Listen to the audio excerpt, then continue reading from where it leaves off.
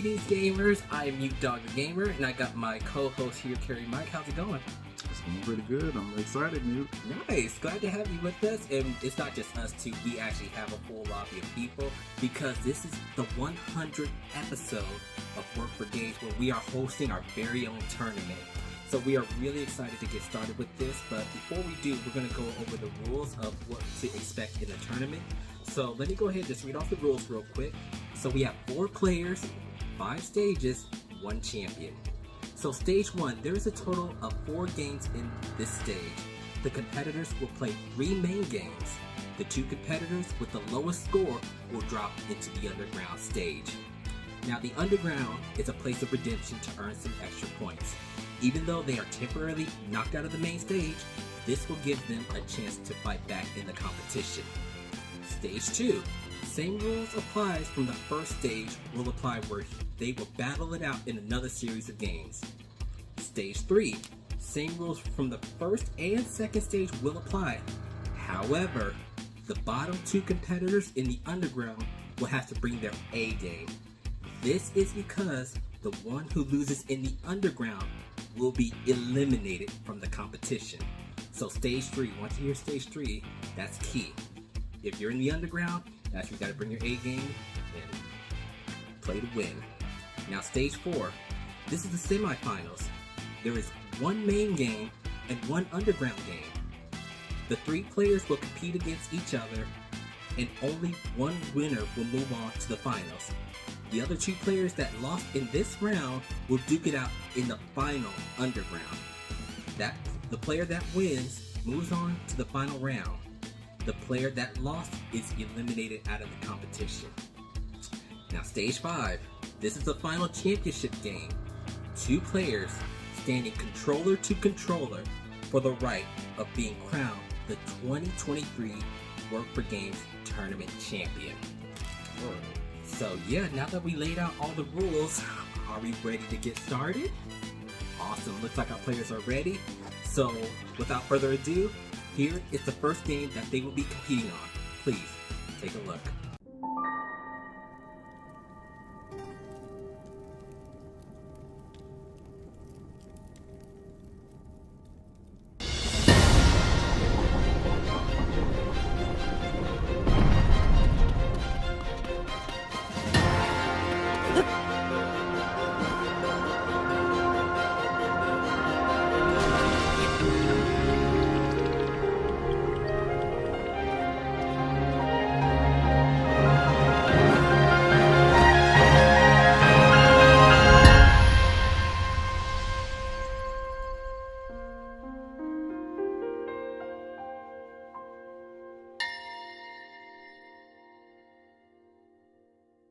Wow, so we got Tears of the Kingdom as our first game, so this is going to be really exciting to kind of get into. So what we're going to do, we have to go over the rules first of what these players are going to do.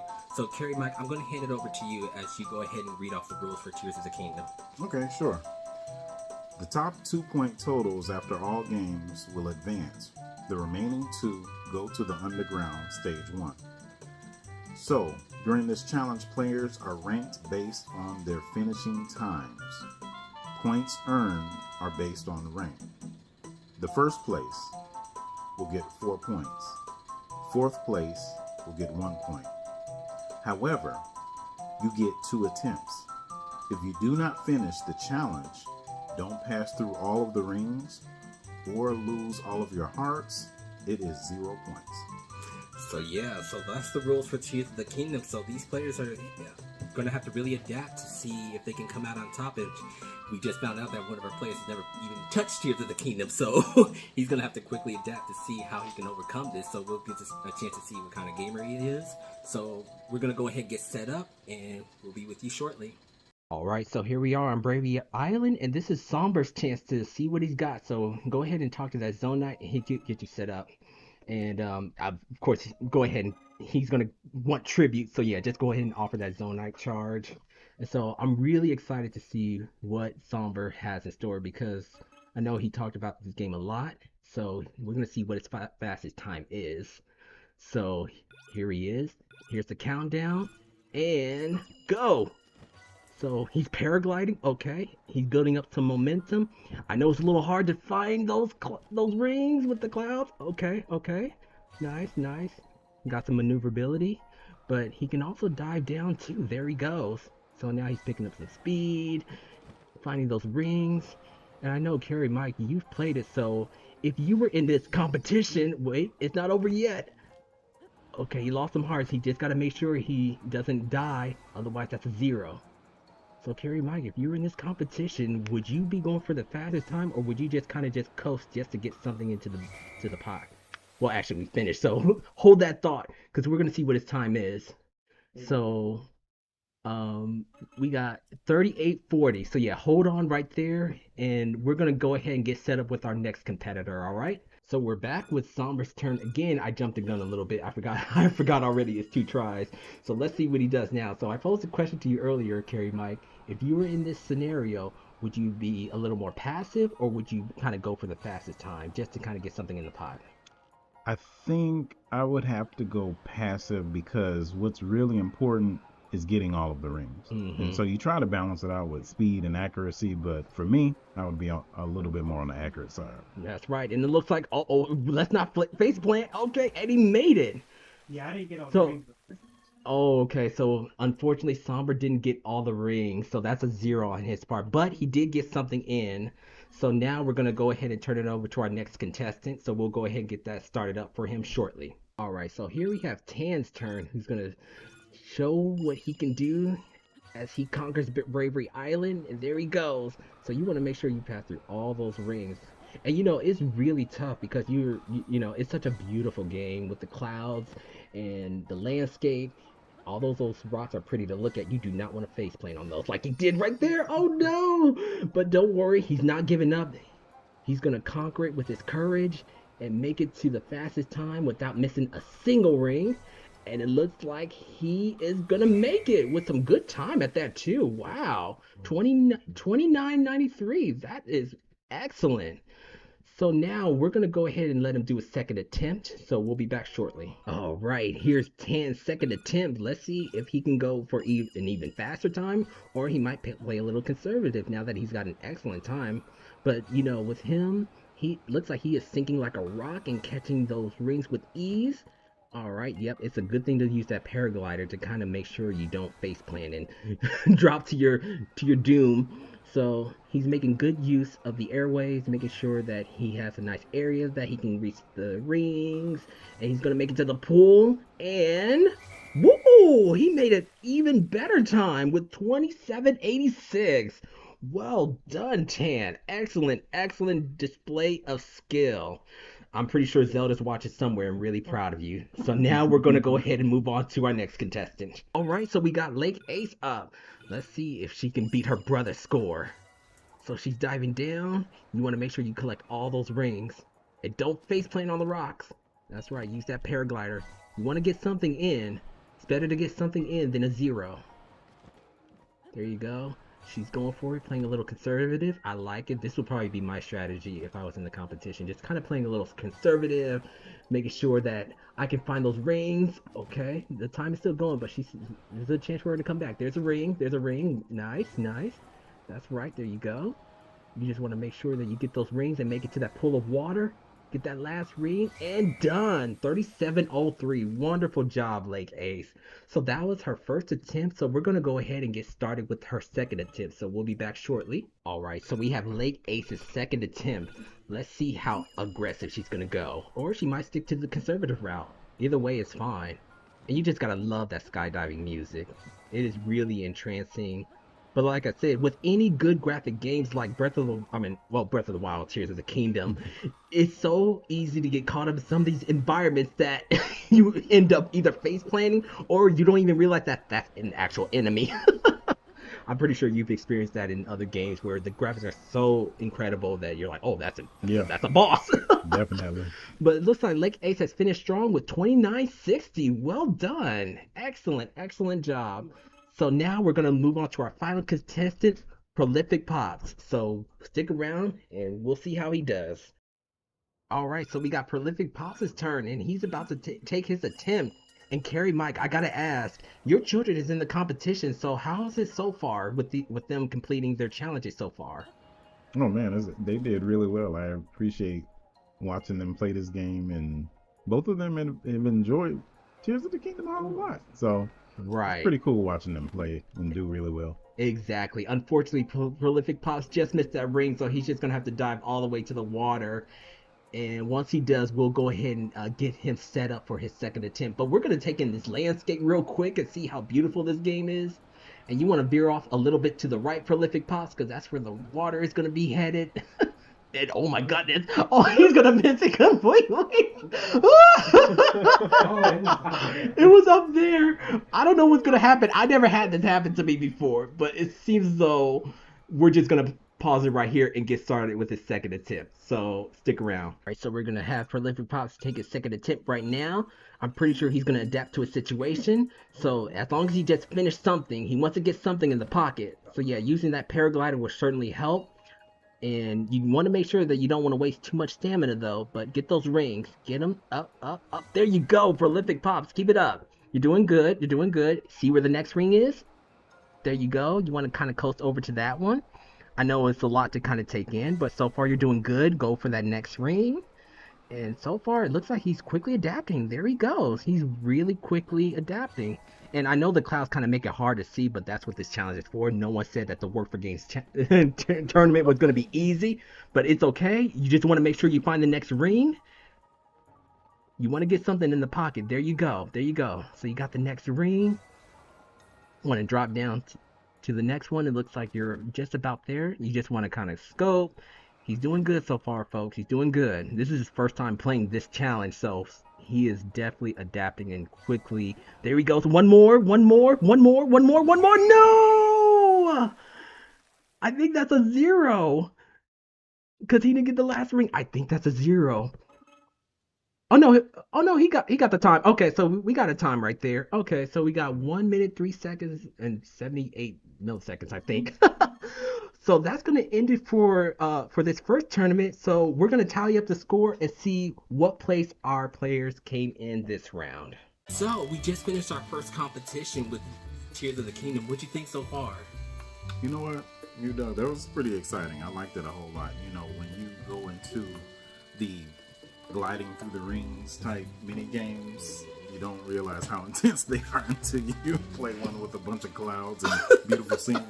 Right. And so we now just tallied up the score, and according to our score, it looks like Tan takes first place, followed along by his sister Lake Ace, Somber in third, and Prolific Pops in fourth. So this was the end of our first tournament. It looks like everybody actually got points, so nobody got a 0, which is how we like to keep it.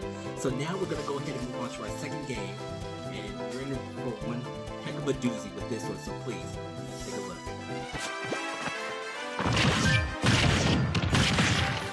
5, 4, 3, 2, 1. So Super Smash Bros. Ultimate, and they're gonna have to knock it out of the park with this home run contest. But of course, before we jump into the game, we gotta go over the rules. So Carrie, Mike, what are the rules?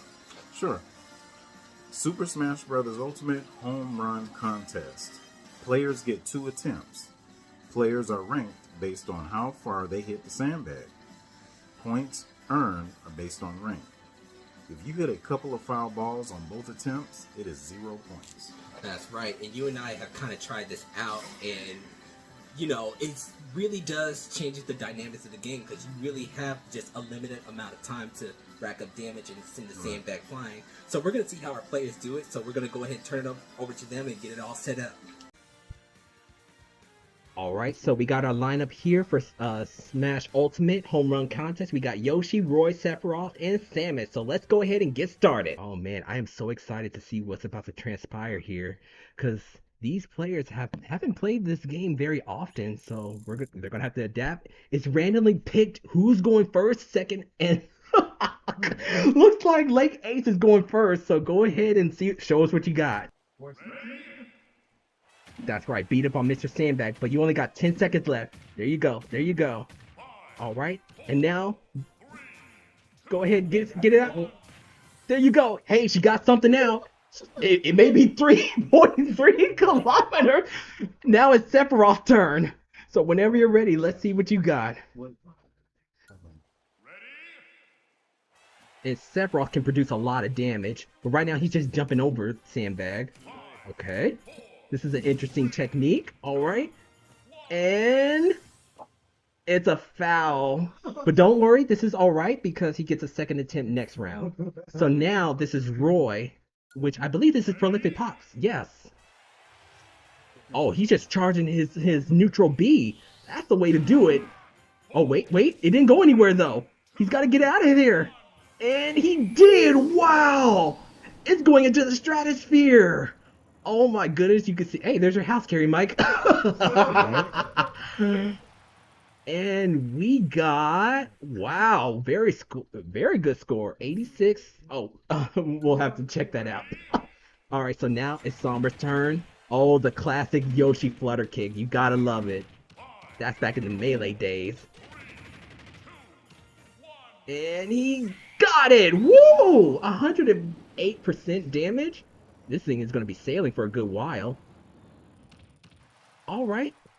59.132 kilometers. Okay, very nice. So now it's back to Lake Ace. So let's see if she can redeem herself here. So Carrie Mike, if you were in this, do you just want to hit Sandbag and just get something in, or do you want to play a little more aggro so that way you can hit further than any of these guys? Definitely gonna try to hit Sandbag. Oh no, that's 0 on Lake Ace's attempts. Oh man. So now we have Tan as the next one. So let's go ahead and pick it up with him. All right. So racking up some damage, but not enough. Okay. If he could just hit it out here, he's got something. And no, it's a 0. All right. So now we move back to Prolific Pops. Okay, so Prolific Pops trying to build up some damage. Oh my goodness. Oh, he knocked it out again. Way to go. That thing is flying. Wow. 58. Okay, lower from his first score, but that's okay. That's okay. It's still a valiant effort. So now we have Somber. Gonna get those flutter kicks in, make sure he puts enough damage on Mr. Sandbag, then he's gonna hit out of the park. And that's the thing, Carrie Mike, you only have 10 seconds, and that's a very pressure-packed environment when you only have a limited amount of seconds. It is.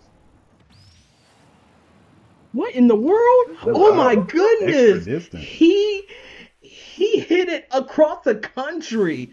Way to go, you guys. So here's the final results.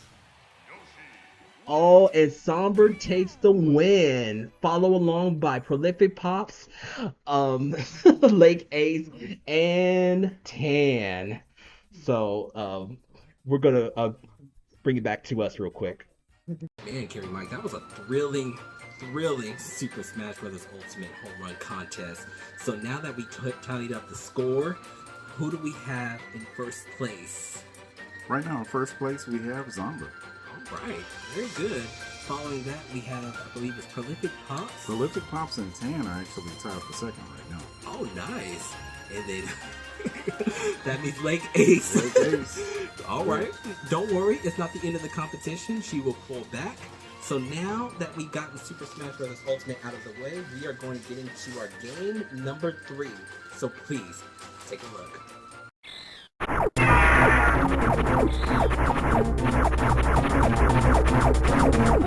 Super Metroid for the Super Nintendo. How about that?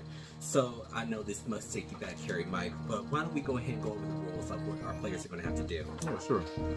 So Super Metroid on the Super Nintendo Entertainment System. Escape the Planet. Players are ranked based on their finishing times. Points earned based on the rank. First place will get 4 points. Fourth place will get 1 point. That's right. And the thing about this is that you can't die. There will be a boss waiting for them at the end. So with this, they have no chance of dying or anything like that, but they are going to have a certain amount of time to escape from the planet. So it's going to be another time-based, pressure-packed environment. So we're going to see how our players do it. So we're going to go ahead and get set up, and we'll see you guys there shortly. All right, so this is Lake Ace's first attempt. So we just started the clock, and there is a boss waiting for her at the end. Who will it be? We shall find out.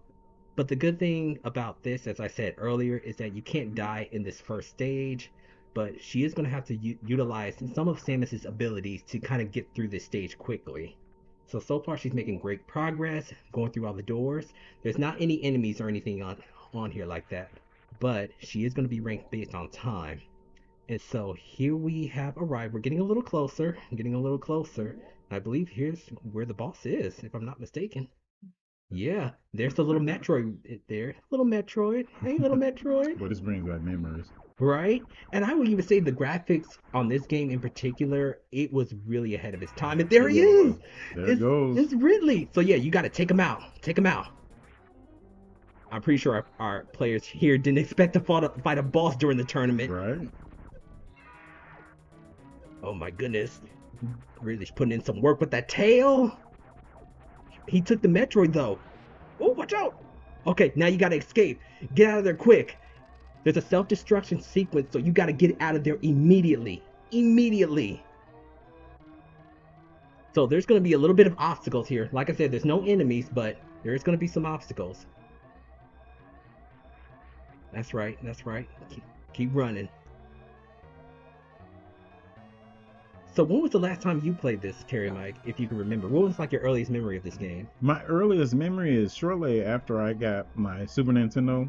My father bought me a Super Nintendo, and I went to Blockbuster Video and rented this, I would say circa 90... It was in the 90s. I can't remember exactly when. Shortly after it came out, but it was the hottest thing out. Right. And man, it holds up really well. Exactly. And Lake Ace, and she's almost there. No, she fell. She has to get back up quick. She has 25 seconds left. Come on, Lake Ace. Don't fall into the pressure. You can do it. Come on. Oh, she got 18 seconds left. If she doesn't make it, it's gonna be a 0, unfortunately. But she was right there. She just had to make it up. That's right. One at a time. There you go. Almost there. And she made... Yep. No, wait, no. There she goes. She finally made it. Well done. All right, so now we have Tan's turn. So go ahead and press start. And let's see what you got. All right, so that was a really close round with Lake Ace. How did you feel about that one? It was pretty intense. And looking at... It takes you by surprise, because when I first played this game, I was not expecting the whole... You only have this amount of time left. But Lake Ace did pretty good under pressure, even though kind of had a hiccup there at the end. She recovered pretty good. That's right. And that's what this tournament's all about. You just want to get something in the pocket. You know, it's better to get something rather than a 0. So this is Tan's turn, and he's about to encounter a boss as well. And let's see how he does against Ridley. Of course, that's the Metroid, but unfortunately, Ridley's going to take it. And Ridley, he's very aggressive, as we just seen here. So we're going to see how Tan's going to really get through this. And it looks like he's just going all in. Love it. Love the aggressiveness, trying to work Ridley. Oh my goodness. If only Samus could get that Metroid back. But you know, what was like the basic premise of Metroid, if you can remember? Oh man, I would say I almost felt like this was the first survival horror that I played. It was, it was based off of exploration and then trying to figure out the nature of Metroid. But it's been so long. Man, Mute, it's been a minute. Right. And when you play these Metroid games, you really feel like the isolation. You do. And these different worlds that she explores, like Planet Z's or Planet SR388, they're very cruel places. They're very unforgiving. But we see here Tan is making short work and getting through the level as quickly as possible. He's making pretty good time, just like Lake Ace did. So we can see here that our players can definitely adapt to any situation, giving it could be an old school game, a new school game, even games that they never played before. They're using all their gaming knowledge into this one game, and it looks like Tan made it with an excellent time. So we're going to put that on our score sheet, and we're going to share with you guys later on who's in first, second, third, and fourth. So we'll get started with the next. Now it's Prolific Pops' turn, so go ahead and let's see what you got, Prolific Pops. All right, so now I know that Prolific Pops plays as Dark Samus in Smash Brothers. Let's see how that transitions into this let's game. See if that translates. There we go. Yeah. There's no forward smash in this game. You're just gonna have to use the old school controls. And I know, just like in Tears of the Kingdom, the graphics are so good. It's kind of hard to see where you want to go, but you just want to make it through those doors and take out Ridley. And of course, if he doesn't escape the planet, it's an automatic 0. But so far, he's traversing the land pretty good. And that's the thing about, these timed games. I'm not good with timed games. Anytime I feel pressure to do something in a certain amount of time, I mess up or I fall to my doom. Something always messes up, especially if you have to fight a boss within a certain amount of time too. Because you have to balance out the skill with time management. Exactly. And, that's the thing is that, even though Metroid is all about explorations, these planets that Samus explores always ends up about to blow up, and you gotta, you gotta. I don't know. This is kind of a rough pattern with Samus. I don't know. Exactly. But we see here, just like Link, she's very courageous and a very proficient at her job as a bounty hunter. If there's anyone that deserves a movie, I would say Samus. Right, man. I would love to see a Metroid movie. But of course, we heard that news that they're making a live action. There we go. But okay, so now it's Prolific Pops' turn, so he has a certain amount of time to leave this planet. So he's just gonna have to get out. That's right. And so one of the things that can kind of slow down Samus is if she is either jumping or shooting. So we want to make sure that we do less of that, just so that we can hurry up and escape out of this planet. So there's a little bit of obstacles here. So Prolific Pops is just going to have to manage getting through those steams and trying to get out of here as soon as he can. And so far he's doing really good. Oh, don't worry. You can't die in this game. You can't die. Or not in this game, but in this part of the level. You can die after you leave this level. I was about to say, I remember dying quite a lot.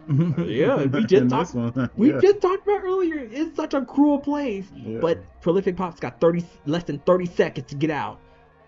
He's gonna have to get out of the way, and the place is tilting. Oh my goodness. Before the days of controlling your own camera. Exactly. And it looks like, wait. He's almost there, though. He's almost there. He's got 10 seconds left. Is he gonna make it? And it looks like he did. Well done, Prolific Pops. So we got his time down here, and we will share their scores with you guys shortly. So now we are going to get to our final player, Somber, and we'll get that set up shortly. All right, so next we have Somber, who's our last player. So go ahead, Somber. Let's see you escape this planet. All right. So Somber, no stranger to 2D platformers, is going to make his way through the labyrinth of death. I don't know what planet this is.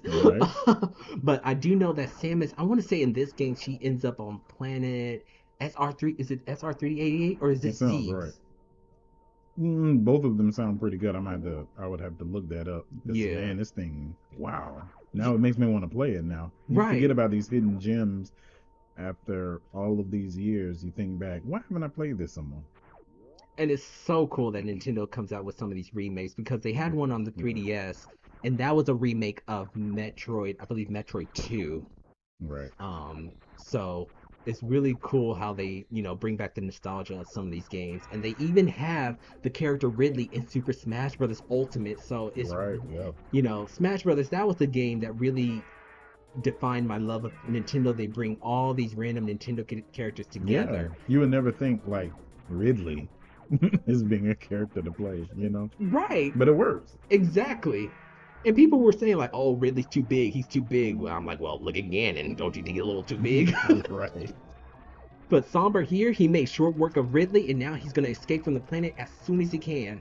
So he's got less than a minute left to go.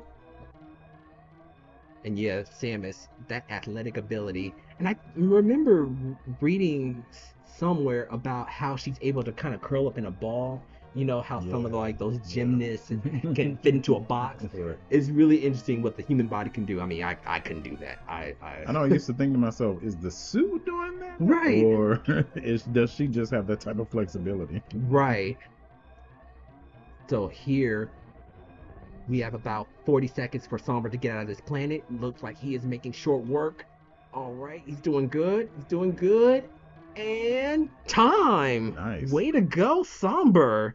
So we are calculating his time right now, and we will provide you guys the results shortly. So stick around for that. Man, Carrie Mike, that was so intense with Super Metroid for the Super Nintendo.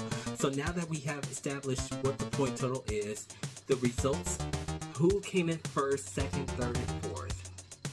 During the Super Metroid competition, Zombra came in first, and then followed by Tan. Lake Ace placed third. Prolific Pops placed fourth. That's right, and so it looks like that's the end of our first series of the 3 games. So now, Carrie Mike, who are our bottom 2 who's going to duke it out in the underground? That would be Prolific Pops and Lake Ace. Alrighty, wow, okay. So now, we're going to go ahead and introduce our next game of what they're going to duke it out in the underground. So stick around for that.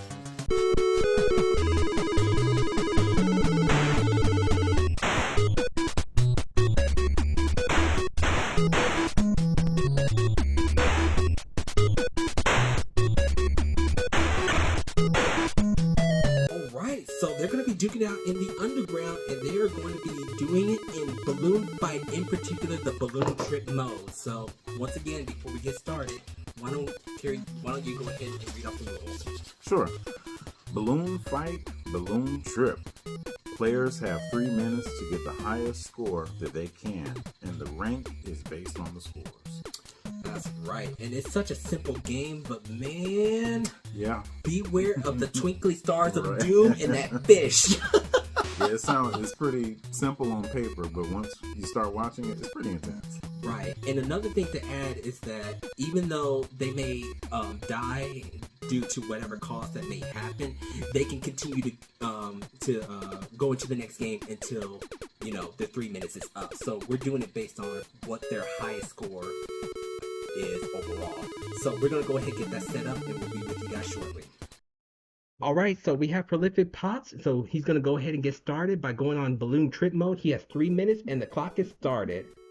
So you gotta love these original graphics as well as that music. So he's gotta pop those balloons. It's okay, he has a limited amount of tries, so he just needs to run it back as quickly as he can. So go ahead and, do it fast. There you go. Because you want to rack up those points, and the points is right up there at the left-hand corner. So go ahead and run it back. Run it back, because you're on the clock. So yeah, and the maneuverability in this game, it is so tough. It's a very simple game, but it is cruel and unforgiving. We definitely now have a newfound appreciation for those autosaves. Exactly. So yeah, we're just making sure that we get the highest score. And Prolific Pops is just gonna pop those balloons. Watch out for the twinkly stars of doom. And we're just gonna do it by the highest score. Alright, so yeah, you just want to feather that A button, not moving too far to the left or to the right. There you go. Okay. Our balloon man, he is resilient. So he still got some time left, so he just gotta quickly hurry back. Because the more time he wastes, the less of a chance he can earn the highest score. And he doesn't want to sink too far on the water because that fish. He's doing pretty. He's getting into his stride now. That's right. There you go. It's getting a little tougher, but it's okay. He can handle it. Oh, the finesse! Oh no! It's all right though. He made a great stride right there, as you just said, Carrie Mike. But he still got some time left. It's not over just yet. So man, go ahead. Okay, it's okay. We're just gonna run that back as quickly as possible, so that way you have more opportunity to get as many points as you can. And when I first played this game, I thought that since he had 2 balloons, I thought that if you get hit once, you have another turn. But Once Right. once you once you hit a star, that's it. Yeah, I'm thinking that as well. So, ooh, all right. So I think now Prolific Pops is getting into a good rhythm now. All right, there he goes. I love this music. Oh yeah. It's a good music to fight and smash as well too.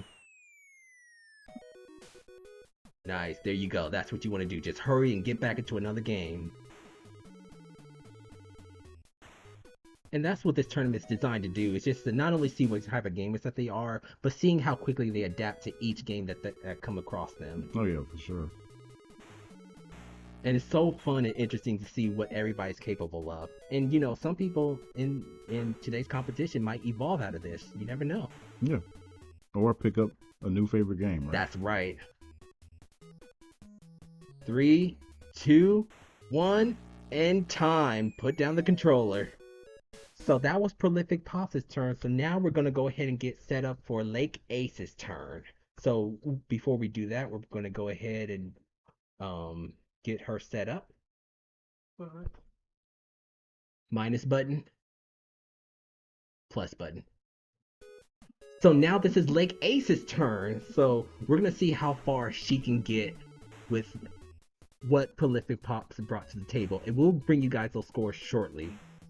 So, Carrie Mike, what is something you can think of that would help you to overcome the twinkly stars of doom?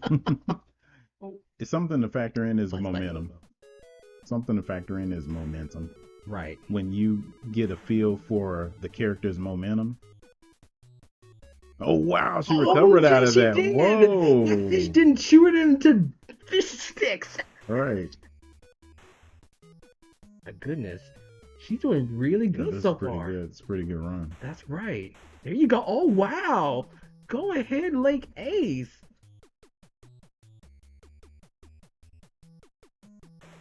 I'm sitting here in Taking silence time. because, oh my goodness, my heart was pounding there. But she still got time, so go ahead and get to the next game quickly. With the yeah, that's right. With the oh. oh. Run it back. You still got plenty of time. So now she's sitting pretty comfortably, but we'll tally up the scores later. You just never know. And that's the saying that I have for any game and any competition. Never give up until the very end. To the very end. Because I've seen some of your streams, and those Mario Kart, boy, they come down to the very end. And so definitely your Mario Kart streams help me see that.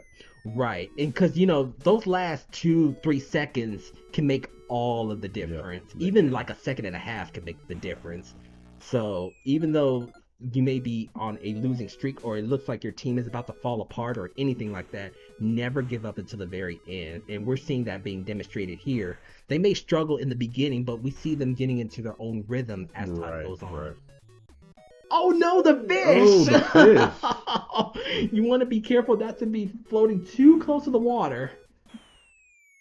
But this is one game you do not want to reach for the stars. Exactly. But we still got some time left. She still got some time left. Let's see how far Lake Ace can go. And that's the thing, it's a side scroller, so it's not one of those kind of games that the further you move to the left or to the right, the camera's gonna follow. It's just an auto scroll. Right, auto scroll. And those are really tough for me as well. If it's like an auto scroll time-based, pressure-packed game, then consider me done. But nonetheless, I'll still make attempts to finish it. But Lake Ace got a little bit of time left. She's got 10 seconds left. What will she pull off here? Not the fish. There you go. Oh. And time. Controller down. So we are going to calculate the scores and we'll present you guys the results shortly. And Carrie Mike, who knew Balloon Trick could be so intense in a tournament like this? But of course, we got one winner and one runner-up. So, who won this round? This round, Lake Ace won with a total of 4,800 points on one of the runs. And then coming in second, of course, is Prolific Pops. He had 2,680 on one of his runs. And so that gives Lake Ace 2 points for coming in first in the underground and gives Prolific Pops 1 point for coming in second. Wow. So this was our first series of games. So now we are going to reveal what the point total is so far. So please read off the point total of who's in first. It's pretty tough. It's a pretty tight contest. Right now, Zombra is still winning in first place with 10 points.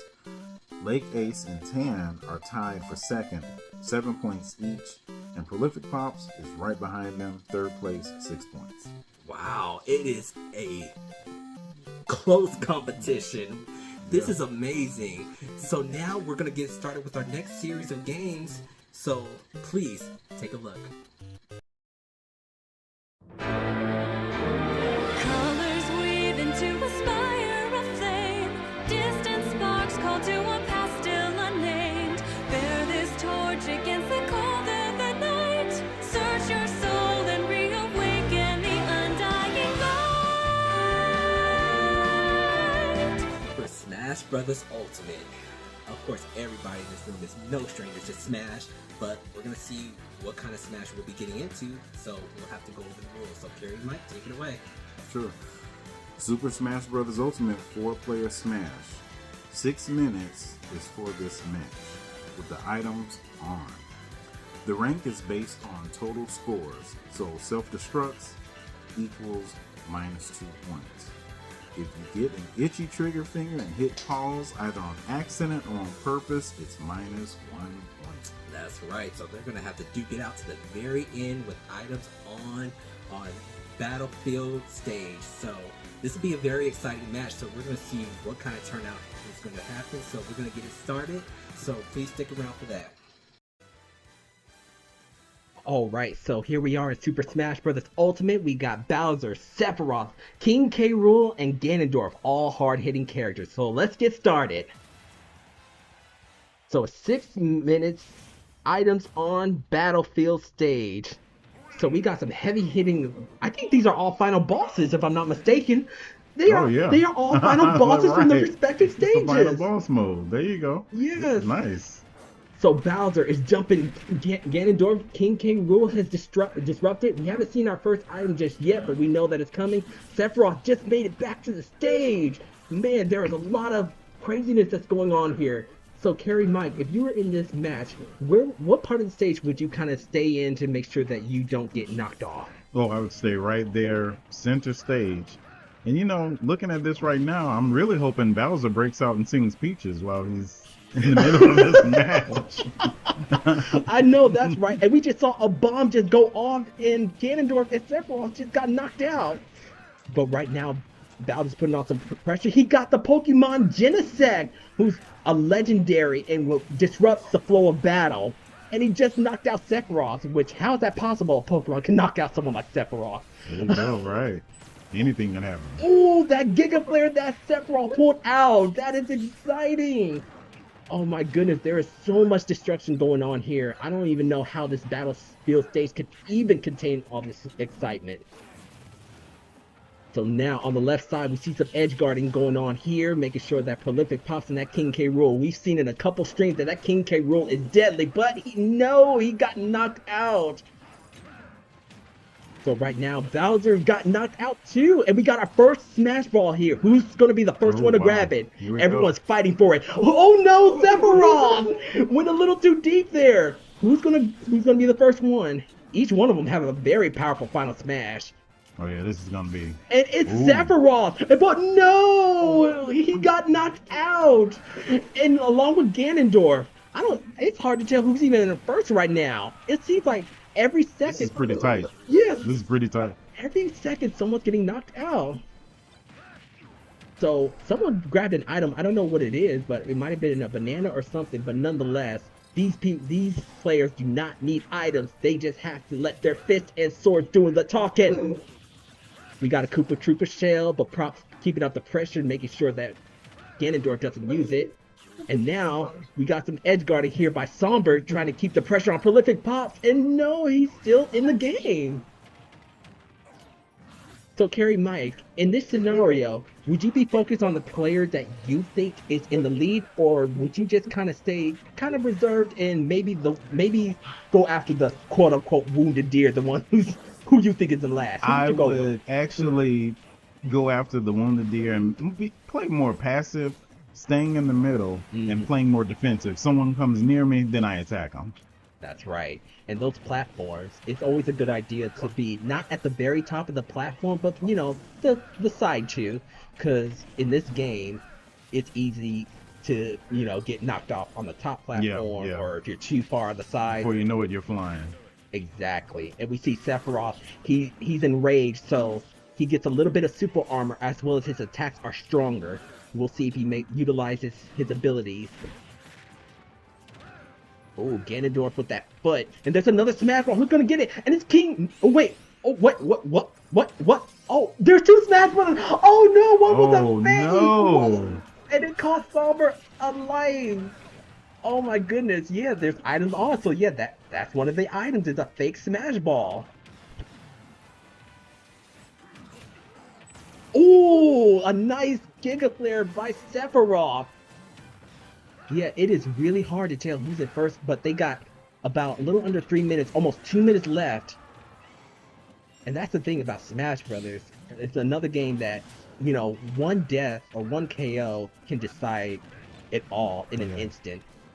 And these players are really utilizing these characters' abilities really well. Mute, what item would you be on the lookout for in a situation like this? Smash Ball. It will always be Smash Ball. Because Smash Balls, depending on the character, some characters can do either a large AoE attack or can trap them and just instantly KO them. But always be a Smash Ball, and even a Warp Star too. And a classic of mine is the Pokeball. So anytime I see a Master Ball, Pokeball, as long as it's not a Godine, no Godine. And now there's a big scuffle going on here in the middle, and Ganondorf took out Bowser. It is so awesome that all final bosses are here in the stage. That's what I love about Smash Brothers. You can do matches like these. You can have a Zelda fight in the Mushroom Kingdom. I mean, this is the game to do that. Worlds collide. Right. So now our players have less than a minute left. And Somber's got that's the club from Kid Icarus. It's a very powerful weapon. And same here in Smash Bros. Oh, and Ganondorf got the final smash. Is she gonna use it? Is she gonna use it? Is she gonna use it? All she has to do is just press that B button. Oh, and she got Bowser. But is she gonna utilize that final smash? There you go. And she missed. Oh no, she was a little too high. That's the thing with some of these final smashes. You gotta be a little bit precise. Have some accuracy. Right. But now there's 15 seconds left on the clock. Who's going to take it? We've seen a lot of people get knocked out, but we're going to calculate it towards the end. They got less than 10 seconds. The announcer's about to cue in the last 5 seconds. And wow. Let's see the results. King K. Rool takes that W. Nice. So we'll get you guys the result screens. Don't click out of this just yet. We got to get the points, so stick around for that. Wow, Carrie Mike, Super Smash Bros. Ultimate, it never ceases to disappoint, but as this game is over, we got to go over the result screen. So who took first, second, third, and fourth? Well, Prolific Pops did a great job coming in first place with this one. And second place goes to Zomber. Third place will go to Lake Ace. Fourth place. Alrighty, so now that we have the results for that game, we're going to go ahead and introduce our next game. So please, take a look.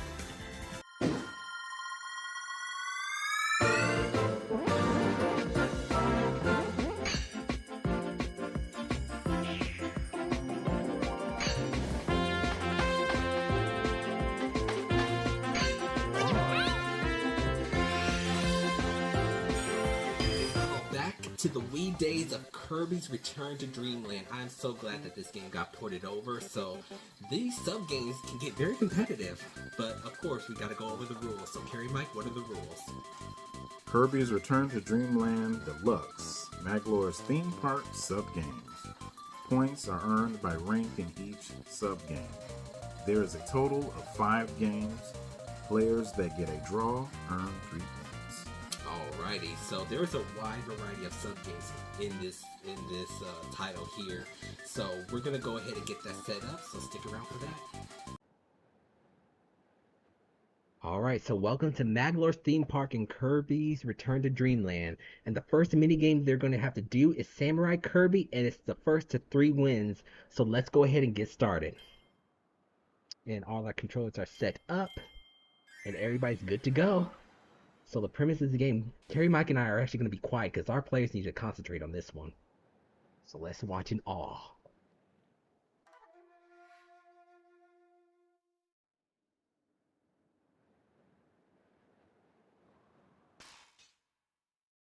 All 2 tied.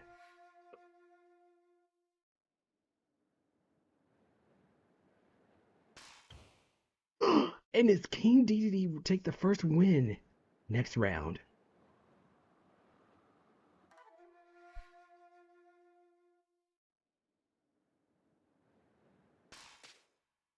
And it's Kirby, way to go!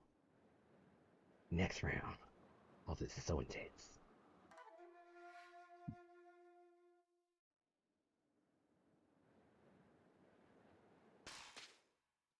Kirby again, way to go!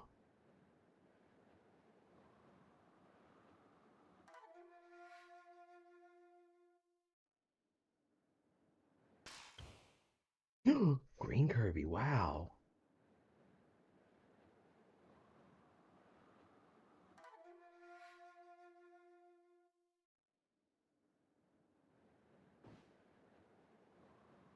Oh, someone started too early.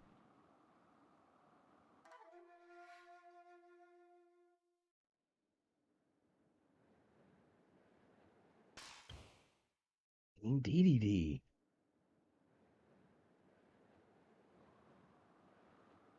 It's between Kirby and King DDD. This is a decisive moment. Green Kirby. Wow, this is close. It's really close.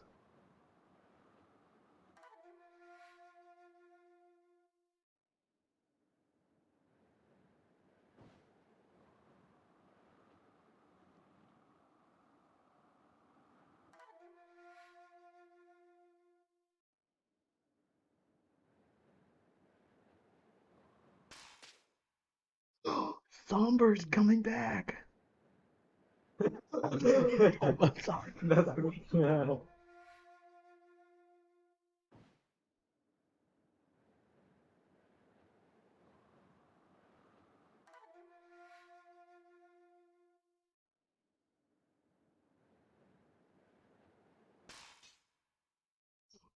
Oh my gosh.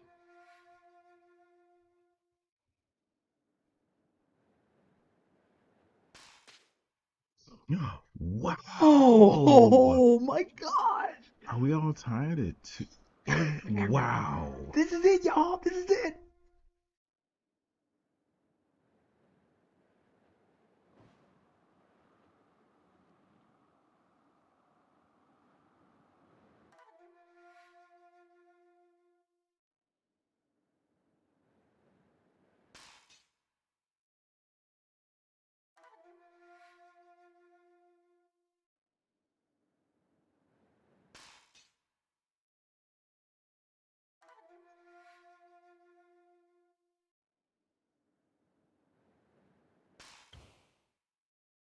Green Kirby takes the win. Wow. That was the most incredible Samurai Kirby I've ever seen. Look at those Wow, look at scores. Oh my goodness. And so we're gonna take down who came in first in this round. Who's Green Kirby? Cause okay, it was Somber. I thought Somber was Meta Knight because I'm so used to him being Meta Knight. Okay, so Somber takes the win for that. So we'll go ahead and get started with our next game. So now we made it to our second game after that thrilling Samurai Kirby, and we're getting into some Smash Ride. So let's go ahead and get started. As all the players ready up. It's basically a game of bumper cars, and I remember this game is similar to the Street Pass game off of Smash Brothers for 3DS. So let's see where everybody's at. So they gotta knock each other off, as well as knock some enemies off. And oh no! Pink Kirby fell off! Oh man. And this really also takes me back to the Mario Party days with just bumper balls in general. Oh yeah. Sometimes it seems like the more simple a game is, the harder it is. Absolutely. And you know, we've seen that with Balloon Trip, all these easy button pushing games, but man, they are tough. Even that Samurai Kirby, we're still talking about it in between our breaks. Yeah. It was wild. That would be one to remember. Absolutely. In this stage here, as we see here, we got a beautiful atmospheric land, and there's a big enemy here.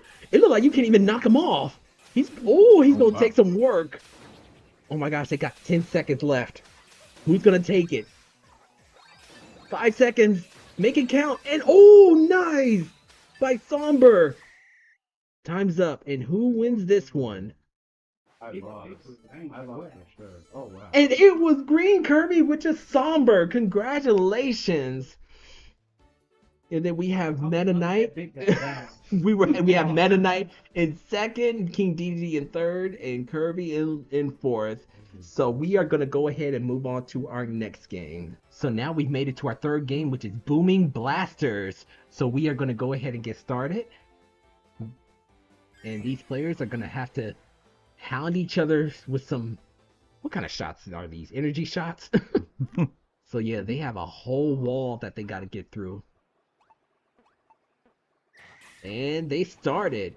And they just can't shoot just repeatedly because they'll run out of ammo. Because they only got a limited amount of health. And if they do run out of ammo, they can't perform any shots. And they gotta collect those energy capsules that just spawn. But see, my strategy would be stay by those energy capsules and just camp right there till someone comes. Sounds like my kind of strategy. Oh, it looks like Meta Knight max level, so that means his shots are way stronger. So they want to do their best to avoid them. Oh my goodness, Green Kirby's down to his last life. I like the strategy here. But Green Kirby's out of energy shots. He just needs to get hit one more time. So does King DDD. They're both in trouble. Oh, and here comes the super shot. Who's gonna get it? And it's Somber, and he got Kirby. Oh, Lake Ace is out. There's 3 contestants left. Who is gonna take the dub on this? Oh, that was close. Well, there's so much going on. Oh, another super shot.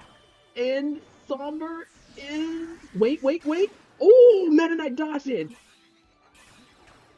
I love that. That was close. Yes, they're not... Oh, and Somber is out. So now Meta Knight and King DDD are the only ones left.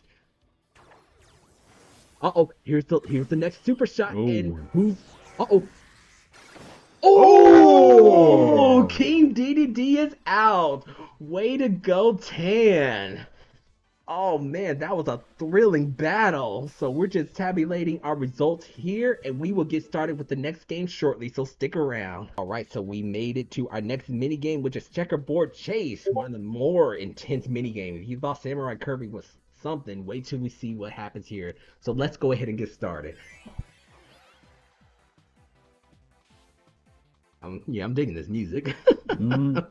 Oh my gosh, they're in space! In space. To be honest, this is the first time I've seen this. Right, yeah. Oh, and Green Kirby fell! Uh-oh, Meta Knight is standing on one platform, but he survived somehow! Oh my goodness, and Kirby fell again, no! Oh, and this music's intense too. They had a chorus and everything like going on. A final battle. Oh no, yes! Hey, that's Planet Popstar! In the background, that's Planet Popstar, Kirby's home world. Oh man, so we got Meta Knight and Kirby in the lead with 4 lives, but that could change in an instant. So Carrie Mike, what would be your strategy here if you were in this game? Right now, I would have to say be as aggressive as I can. Right. I feel like this is a game where you just go after them. Right. Oh my goodness, and King DDD is out of the game. The match is getting smaller, and oh no, we had two of our players fall off. Oh my goodness, that's right. The less player that's around. And Green Kirby is out, and the stage is getting smaller. Oh, and Meta Knight's in the lead. Who's gonna take it? Is it gonna be Kirby or is it gonna be Meta Knight? This is the rival battle here, folks. Kirby versus Meta Knight, and the platforms are getting smaller. They fell at the same time. But Meta Knight still has the lead. Kirby can take this back. No! And Meta Knight takes the W. Way to go, Meta Knight. Oh, that was thrilling. All these Kirby games are so amazing in their own way. So we're just tabulating the scores here, marking who's taking first and everything. So we're going to go into our last game. So please stick around for that. Okie doke, so we have finally made it to our last sub game, which is Magolor's Tome Tracker. So let's go ahead and get started. And this is a pretty fun mini game. It's very, it's another game that's very simple, but it can get pretty tense. So what they have to do is that they have to find the correct book that Magolor's thinking of at the time. So yeah, they want to be kind of next to. Oh wait, oh yeah, and you don't want to pick up the wrong one, otherwise you get stunned. Is that medicine? Yeah, it's medicine. All right. Ice cream or cupcake, whatever it is. Oh, nice. Everybody's going for it. You love to see it. Oh, and Magolor's up to his sneaky ways. Wait. What is it? It's a Kaboo. Oh, okay. King DDD got it. What's that? Stab to the heart? Shot to the heart? Oh, what? Oh, look at this. Here's your last chance. This is where points are doubled. So you want to find them as quickly as you can. And if you pick up the wrong one, it'll slow you down. So be very careful. Like that one. An umbrella. Magolor. Ever since I played this game, I'm like, I can never look at Magolor the same.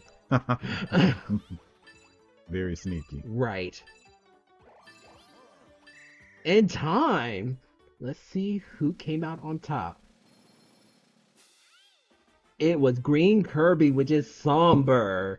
So this was our last mini game. So we're gonna tally up the scores to see who came in what place. So stick around for that. And Carrie Mike, those matches were so exciting. Kirby sub games, no matter which one you play, they never cease to disappoint. So we're gonna go ahead and go over the results. So who came in one place here, Mike? Well, after that event, Zomber came in first place, followed by Tan, followed by Prolific Pops coming in at third place, and Lake Ace came in at fourth. Alrighty. So things are starting to heat up as we are getting into our next game, which we are going to go ahead and introduce. So please, take a look.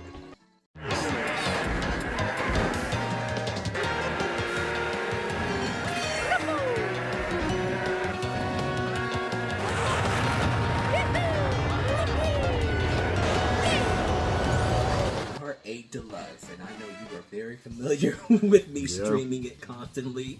So, of course, we got to go ahead and go over the rules for Mario Kart 8 Deluxe. So, what are they? Mario Kart 8 Deluxe versus races. So there's going to be 8 races, which consists of 50cc courses and 200cc courses. Points are earned based on the rank in each race. The final ranked base is going to be based on combined points across all the races. That's right. So we're gonna start off a little slow. They're gonna move on to warp speed with that 200cc. So we got a list of interesting stages to kind of accommodate both of these CCs. So we're gonna go ahead and get that set up, and we'll be with you guys shortly. Alright, so we made it to the world of Mario Kart 8 Deluxe. So these players are going to have to do 50cc. A little bit of a slow start, but the first stage we're going to do is this new one that came out from Wave 6 DLC, Madrid Drive. So let's go ahead and get started with it. And the reason why I chose this stage, because I love the music on this stage. I love it. I love this music. It sounds like a Spanish fiesta. Okay. Big place. Looking forward to it. Actually, where is Madrid? Do you know where Madrid is? What country it is? I believe Spain. Okay. Yeah. It really fits that theme. Well, yeah, for sure. it fits the theme then, yeah. And you see here, it's just the 4 players going at it. Yeah, just the 4. It's gonna be intense. Right. So I would say here in 50cc, it's a lot more about item management than it is over like, speed, because you can get hit by anything in this game. And there's that lovely beat. And this came off of the mobile game from Mario Kart Tour. And so far, Somber's in the lead in first place. Second place is Waluigi. Third is King Boo. And fourth is Daisy. A Sleeping Wiggler. I remember when I first saw that, I was scared. I'm like, that thing is gonna rage and go on a rampage and chase us down. We got our red shell, and Somber blocked it. That's right. You wanna use item management in this 50cc, and of course, collecting those coins help. So, what was your first Mario Kart game, Carrie Mike? The first one, I believe there was one on the Super Nintendo. Mm-hmm. That was my very first. I remember that was the first that was one. my very first, and it took the world by storm. I remember playing that co-op with a few of my friends. Yes, and I think they had a small list of characters, but nonetheless, it's definitely memorable for most people because it was such an iconic on the Super Nintendo. Yeah. But so far, Somber's got a huge lead, but oh no, he got dragged out. I know these twists and turns on these stages can be so confusing because they change depending on the lap. And this stage in particular came from the mobile game. So you had to pretty much learn a whole new stage. But so far, our contestants are... It's pretty tight. Yeah, it's pretty tight. But right now, Sombers has a huge lead, but that blue shell, we all know about that. Right, blue yeah, shell. right. I said, somebody gonna yell? Ooh, and Waluigi had a whole army of red shells, as well as King Boo. Nice, someone got... Oh no, King Boo fell into the water! And Daisy's not too far behind. It's Somber. Uh-oh. Yeah, that's the thing about first place. It can be easily taken away from you in an instant. It's that last lap. This music sounds better on the third lap. Right. With a faster tempo. Yes. Oh, someone has a star. It's Daisy. And what does the star do, Carrie Mike? Oof. It's been a long time since I played with... There's basically, are we talking about the power star here? Yeah, the power star. It's gonna make you invincible and just run over everybody. That's right. And I believe that's almost as good as the blue shell. Right. Oh, Boo has an item in his one of his minions. Well, I know. He has one of his servants with him. And he just stole a mushroom from somebody. And I love how they put a soccer field in here. That is so cool. Right, that came out of nowhere. The lightning bolt. Oh, the killjoy item of the lightning bolt. It is the bane of my existence. I hate the lightning bolt in this game. And Somber comes in first. Who's going to make it into second? And it looks like it's Daisy. Waluigi came in third and King Boo came in fourth. What a great race, you guys. But it's not over. We're going to go ahead and move on to our next stage. All right, so we are going into our next stage, which is going to be Sydney Sprint. And if you've seen my streams, you know how much I love Sydney Sprint music. And one thing, every time I see this stage, I want to visit that opera house in Australia. One of these days, hopefully in this lifetime, I can visit that opera house because it looks amazing. So yeah, we're still on 50cc. And we'll see who wins this one. Here it is. So even though 50cc sounds like easy mode, this is still pretty intense. It's still got some speed to it. Right. I have no idea what to expect with 200cc's. Oh yeah. 200cc. You better hold on to your seat for that one. But King Boo's got a red shell which will track and home in on her opponent. And getting that, and I love that the fact that they brought back Double Dash item blocks too. I always thought that was such a cool concept in Double Dash, which is my favorite favorite Mario Kart game. Listen, we don't mention Double Dash. But that's interesting though. You can block someone's item. Yeah. Okay. That adds some strategy to it. Yeah. Of course, item management is on any of the CCs, but I feel it more so on the 50cc because you're a little bit slower. But we'll see later on that in 200cc, you really got to pick the right car parts. You don't want top speed on that one. Okay. But so far, we have Somber in first, Waluigi in second, King Boo in third, and Daisy in fourth. But it's still pretty tight. But like I said, someone can bring out the blue shell, the dreaded lightning bolt, and just change the dynamics Yeah, of the it. lightning bolt is like as you brought out, Killjoy. It is. You've seen me suffer through that blasted lightning bolt every single string. And so a good idea will be also to pick up coins, because that helps with your top speed.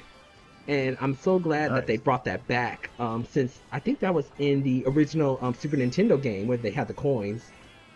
And then, you know, we went through 64 and Double Dash, and I think it was the Wii version that they brought in the coins again. Okay. So they went away from it for a while, but Yeah. now they brought it back. They brought it back. To stand true to the classics. Exactly. And so King Boo fell into the water. Oh no.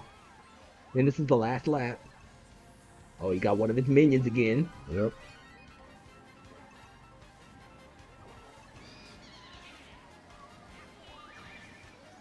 Oh, there's that Bullet Bill.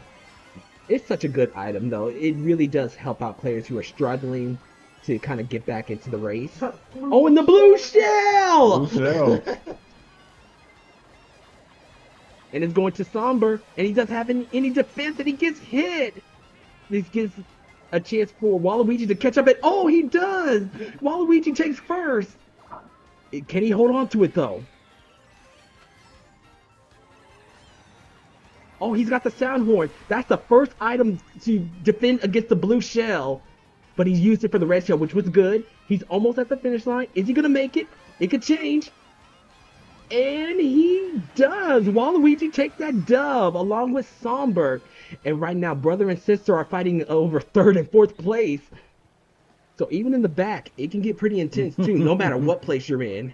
And it looks like King Boo takes the win. Congratulations. Well done, everybody.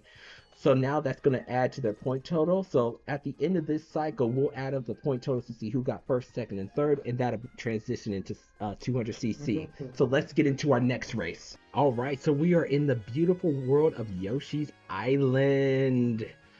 This was a brand new stage that was introduced in this game. So everybody got a pretty good start. And what I love about this stage is that they brought the aesthetics of Yoshi in this stage, all in one. Yoshi story, Crafted World, everything from the music to the items, even the coins. They're like little Yoshi coins. It's really, really neat. So they go all the way, when they choose a world, go all the way with the world. That's right. Have you ever played like any like Yoshi story stage or anything? Or not stage, but any Yoshi story games or anything like that? I just started one, and to me, it seemed like a game that was ahead of its time. It was really cool. Yeah.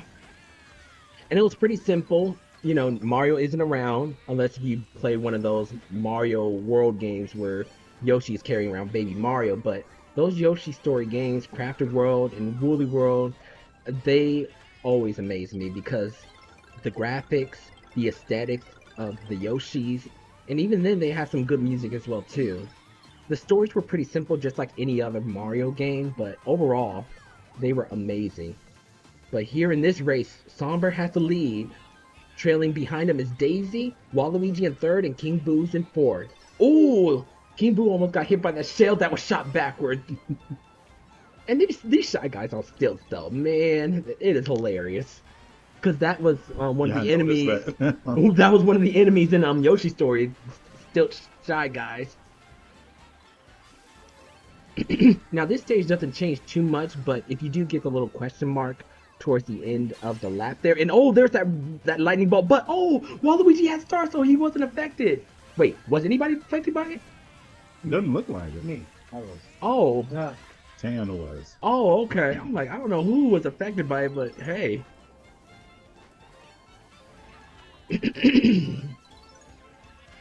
So now we're coming up to our third lap with Somber still in the lead. Who's going to take it from him? And it still sounds good when it's on the third lap. Zomber was right. This stage is quite impressive. Right? Yeah. He mentioned that it blew him away, and I'm pretty much blown away right now. Yes, This is really, it looks like a lot of fun. it really is. I love when they bring like aesthetics from like their respective video games into either a stage, either on this game or Smash Brothers or anything like that. And overall the DLC for Mario Kart is really, really impressive, and it blew my mind. Yeah. So right now, Somber has a bomb for defense, but he's got to be careful because even though he has a defense, it has a big AOE explosion, so he'll be caught in it if he's still holding on to that bomb. And so right now, we're coming up to our final stretch. Somber still has to lead, but anything can change. You never know. And it looks like he finished it. Well done, Somber. Who's going to come in second? Looks like Waluigi is not too far away from finishing it. Oh, no, wait, Daisy took it. What? Wow. No way. Damn, squeezed in there. He sure did. Wow. Oh my goodness. See, that's why you never ever give up until the very end. Well done. Looks great. That's great. Awesome. That's a good way to end that race. So now we're going to get to our final race of 50cc. So stick around for that. All right. We have now entered into our final race. So we're going to go ahead and get started. And it's from Wave 6 DLC, which is Bowser's Castle 3 from the Super Nintendo. And boy, Carrie Mike, I can say with all honesty, out of all of the courses from this game in general, this is the most intense. It looks like it. Yes, with all the fire, all the aesthetics of Bowser's castles. And if we're talking everything. about Bowser, there's going to be pitfalls and traps. Right. That's my best guess here. Even the music, you can hear it. Yeah. It reminds me of that music from the Mario movie where Bowser's sitting in his castle and he's just jamming to the rock band. Does he take it easy on his son? Because Zomber's playing as Bowser Jr. Right? Bowser Jr. got that home field advantage. Right. Oh, wow. But Somber's in the lead. King Boo. Oh, wait. It's a tight race in the middle there. Oh, wait. Oh, wow. Oh, Somber fell off, but he's getting back on stage. King Boo is in second. This is nice. She got the double item block. And she got a red shell that can home in on our opponent no matter where she's at, as long as she doesn't hit a wall. Oh, wow. She launched it at Daisy, but she countered attack with a star power. So far, Somber has a solid defense. The bomb is a little bit of a risky one, but when you're in first place like that, you always want to make sure you have some sort of defense. But in my case, I'm a Boo magnet, so Boo always hunts me down and steals my item. Like, I'll have an item ready for defense, a red shell's coming, I'm like, okay, I'm good. Boo's like, nope. He always seems to plague us. You remember when we played Mario Tennis, and we could not get past King Boo? Yes. Apparently he's a phenomenal tennis player as well. Yes, my goodness. And that's the thing, it's like, Boo is very tricky, very sneaky, and Mario Kart 8 Deluxe is no less. So here, we're still in the second lap, with Somber having a huge lead. I mean, a huge lead. But even with that huge lead, you never know. A blue shell and a lightning bolt will will answer that. So that's for sure. The tables turn pretty easy. Absolutely. So now everybody's made it to the third lap. Things are getting heated, both literally and figuratively. There you go. So what is like your go-to kart, or do you use a bike in Mario Kart? I like to use a bike. I've gotten my time with Mario Kart, I would have to say the bulk of it is with the bike. Yes. Looks cool and handles pretty good for me. Yes, especially with those sharp turns, the bike is really, really good on. And they introduced the bike in the Wii version, and it was funny, we were just talking earlier about the Wii wheel, and I would use that for the bike, ironically. But Somber takes first place. Nice. Very, very nice. And it looks like Waluigi made it to second. And oh, King Boo! King Boo made it to third! Oh, wow! Awesome! And Daisy is unfortunately in fourth place, but it was a valiant effort as she falls into the lava for some reason. So now we're going to go into the next part to see the results screens to see who came in what place. So go ahead and keep scrolling through. Go ahead, press A button, view results, and we're gonna see what the results are real quick. And so yeah, just keep the screen open, and we have Bowser Jr., which is Somber in first, Waluigi, which is Prolific Pops in second, Daisy in third, and King Boo in fourth. So we're just gonna take down these points, and we'll have the actual results for you guys in a bit. So stick around for that. So here we are with our second set of races, and our first race that we're gonna do is DK Mountain on 200cc. So man, this takes me back to my Double Dash days. I am so glad they brought this stage back, and we're gonna test it out on 200cc. So expect some wackiness to take place. This ought to be interesting, to say the least. And of course, they got that iconic barrel that shoots you out. That was my favorite part when they introduced that into the Double Dash. So here, you have to really be careful of how you customize your vehicle, because as you can see here, they're going warp speed. Oh yeah, this is blurry fast. Yes. And the face on the volcano is so cool. They brought that back and made it look even better. And I like the fact that they widened the area in this map too. It used to be a lot more narrower, but that was one thing that I never understood about Double Dash. They had all these stages, but yet the stages were so narrow. But nonetheless, I still love Double Dash to this day. Yeah, it's pretty narrow and tight. But it's pretty challenging. Yeah, to be honest, they actually widened it. It used to be a lot narrower than this. And here's that bridge, that wobbly bridge. I can't believe they brought it back. And so we have Somber in first. They made it to the second lap, so Somber's in first. Funky Kong is in second. Daisy's in third, and Bowser Jr.'s in fourth. Oh yeah, that bullet bill does help. And right now, Funky Kong got a barrage of red shells, and he launched them. Nice. One more target. And oh, looks like Funky Kong is about to get countered by a red shell. He did. And Somber got hit by one as well. And Somber's legendary Pink Yoshi. I always enjoy hearing a story about how Pink Yoshi's his favorite Yoshi.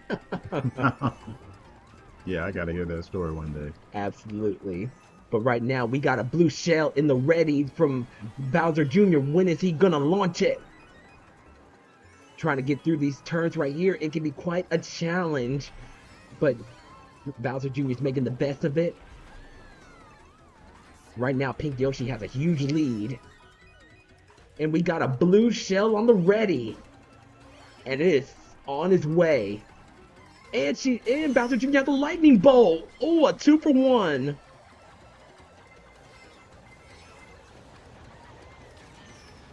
And that should slow Pink Yoshi a bit. And in 200cc, characters can catch up to you right away. And that star power, it's going to speed you up. But man, the controls while you're on 200cc with the star power, it's insane. And it looks like we're coming down to the final stretch. And Pink Yoshi made it. Bullet bills do help. They do help. Yeah, I'm like, yeah, just carry me throughout the whole entire race. I don't care.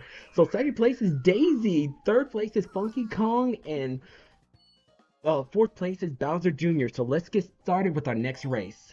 All right, so we are now into our second race. So let's get started at the newest stage, Squeaky Clean Sprint.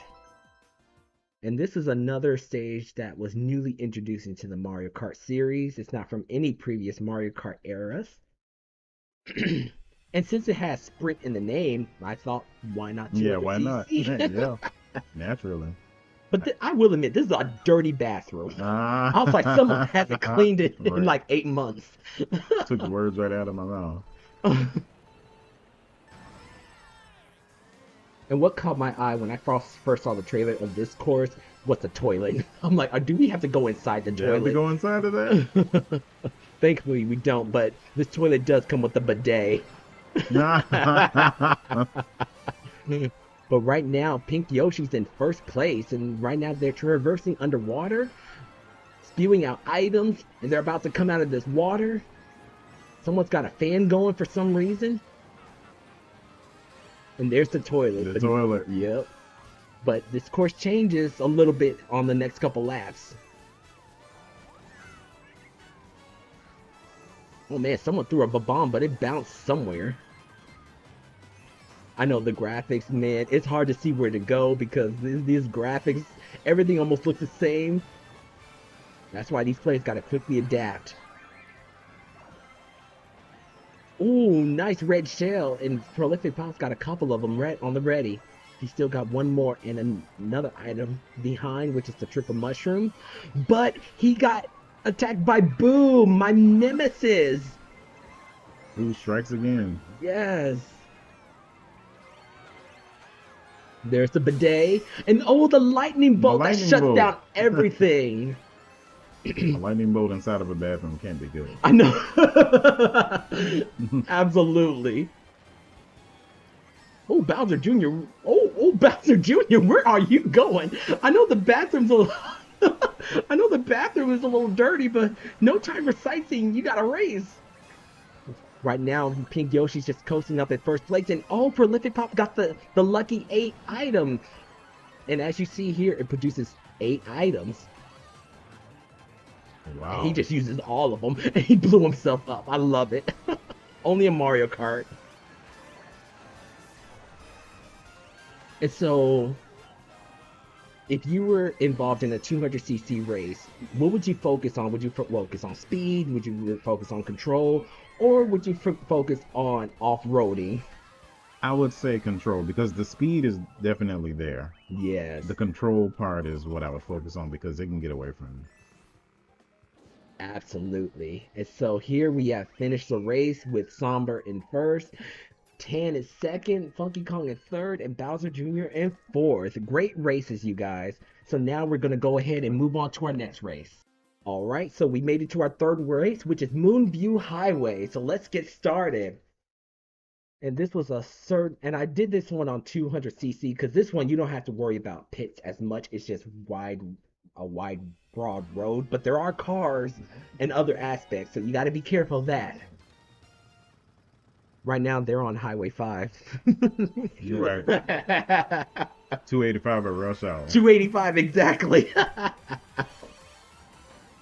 And they're off, and that moon in the background is definitely captivating for sure. But yeah, they gotta watch out for all these cars, and for some reason there's a bomb car just strolling. We don't know why that's the case and how that's even safe, but it's there. Yeah, that's definitely an Atlanta expressway. Exactly. And as the saying goes, broad and spacious leads to destruction. That's a nice one. So, right now, Somber's sitting pretty at first place. Second place is Tan. Third place is Funky Kong, which is Prolific Pops. And coming in fourth is Lake Ace. But you gotta dig this music, though. Oh, yeah, it's really good. I would say Funky Kong is probably having a ball right now. Absolutely. I think I just saw a surfboard on the back of a truck. Can you utilize that? You can use that? You can. It gives you a boost, just like when you hop off of a cliff or any other jump pad. It gives you a mini boost. Okay. But it takes some skills, and there are some skilled Mario Kart players who's able to do that. But right now, we got a wide range of items just flying everywhere, from red shells to stars to lightning bolts to fire flowers. You love to see it. Oh, that's a shortcut up there. I didn't even realize that.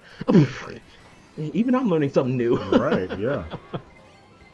Mario Kart, the game that just keeps on giving. Right.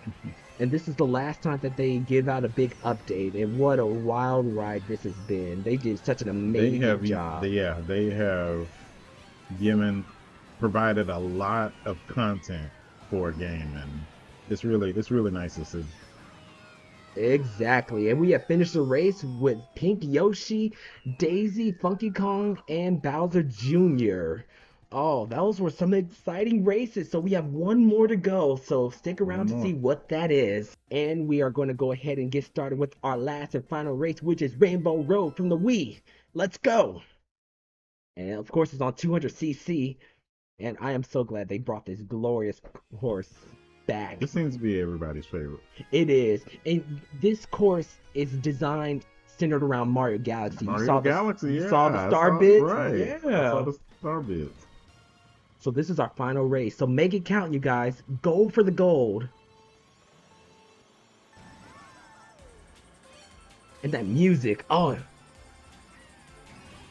my gosh, they're going fast. Wow. Oh my goodness. Oh my goodness. Funky Kong went flying. Yeah. I said Prolific Pop is going to Earth. Yes. Oh my goodness. Oh, and Somber's utilizing that middle portion of the map. That is great. And see, that's the key strategy here in 200cc. You have to use a certain button that I don't normally use in Mario Kart. What button is that? Putting on the brakes. What are brakes? There's no brakes in Mario Kart. There's no Exactly.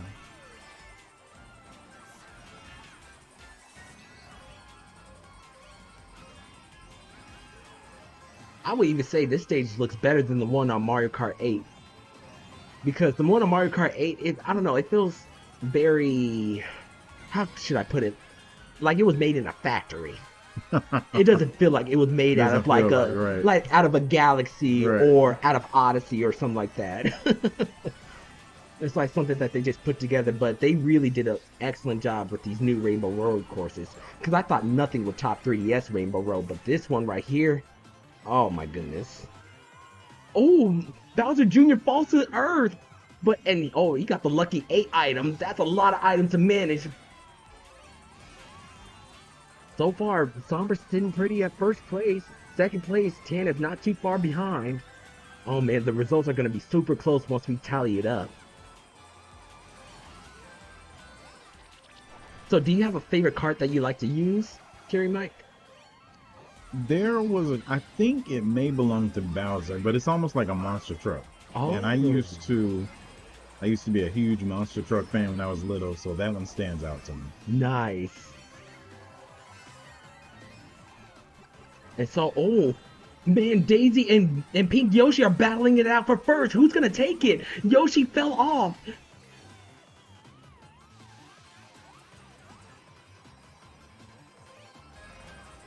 Oh my gosh, and Daisy, making that final stretch. She's almost there, but I hear a blue shell and a lightning bolt hit. Oh my goodness, the lightning bolt and a blue shell's coming. Blue shell Oh my goodness, Daisy. Oh no. Oh my goodness, they are really battling it out for first. Who's gonna take it? Is it gonna be Daisy or is it Pink Yoshi? It's so close. They're making it to the final stretch, and Daisy got hit by a red shell, and wait, Yoshi fell off, and Daisy took it. Wow. That was a good way to end that last round. Wow. Your kids continue to surprise me every single game. Every single game. Yeah, So- there's been a whole lot of comebacks in this whole tournament so far. A lot of comebacks. And there's a meteor effect when they fall off stage. That's hilarious. They go in terminal velocity when they fall Turn them off. into a meteor. Oh man, but we're gonna go ahead and let Bowser Jr. finish up this race. So she came in 4th place. So now we are gonna go ahead and go to the results screen and see what our final score is. And what can it be? Because these races, man. We're close. So we're going to keep it on this results screen. So we have Pink Yoshi in first, which is Somber. Tan in second with 14. Prolific Pops with 8. And Bowser Jr., which is like Ace, in 4th place. So we're going to kind of bunch up these scores and see what the final results are. So stick around for that. Carrie, Mike, I am so blown away by that Mario Kart, man. These are some top-notch races we got here, but we do have a tally of what the score is. So who came in what place? Zomber came in first in the Mario Karts.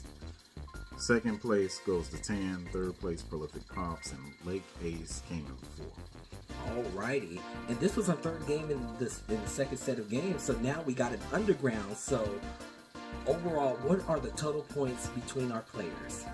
Zomber is sitting at first with 21 points. Prolific Pops and Tan are tied at 14. Lake Ace with 11.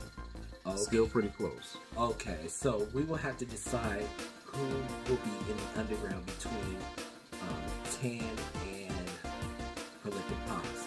So before we get into our first underground game, we're going to do something else to kind of break up the tie, so stick around for that.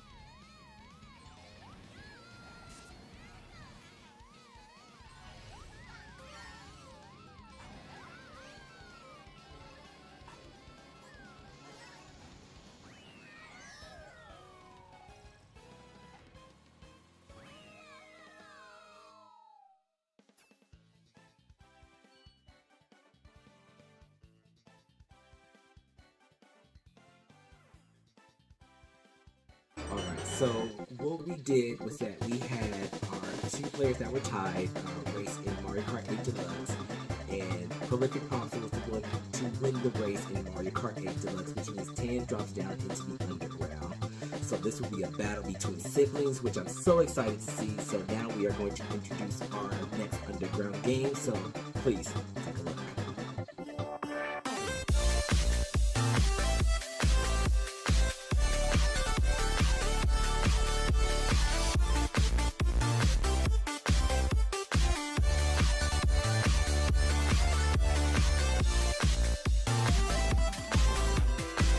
Mania, old school Sonic. Well, it's a new version of it, but it does take you back to that old 90s Sonic that we all know and love. So for this underground, this is underground stage 2. We have some rules that we gotta go over. So Carrie Mike, what are the rules? Sonic Mania competition mode. The first player to reach the goal wins the level. Getting a game over is an automatic 0, and it's the best 2 out of 3. Whoever makes the best 2 out of 3 is the winner. That's right, so there's so many obstacles in these Sonic games, so these two siblings are going to have to overcome those obstacles in order to progress on and to win the stage. So we're going to go ahead and get that set up, and we'll be with you shortly.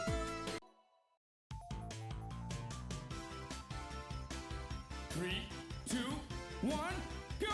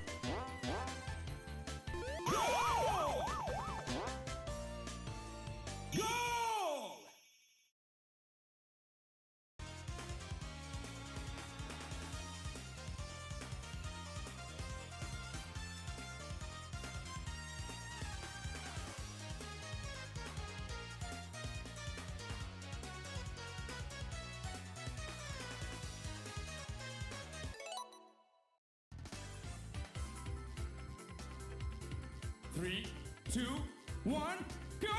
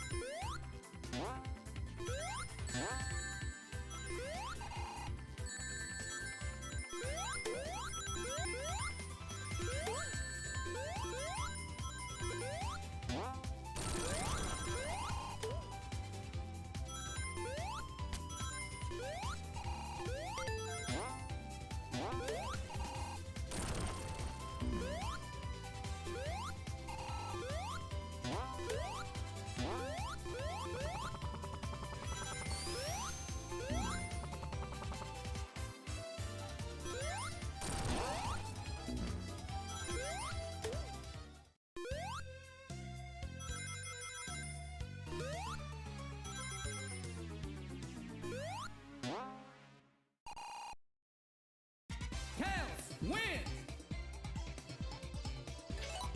The winner is Player 1!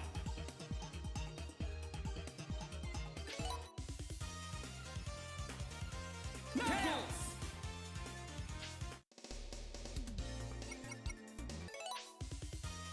Tails! Sonic!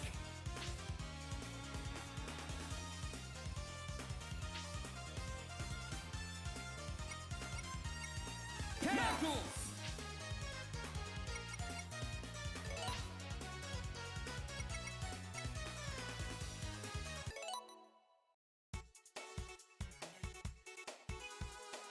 3, 2, 1, go!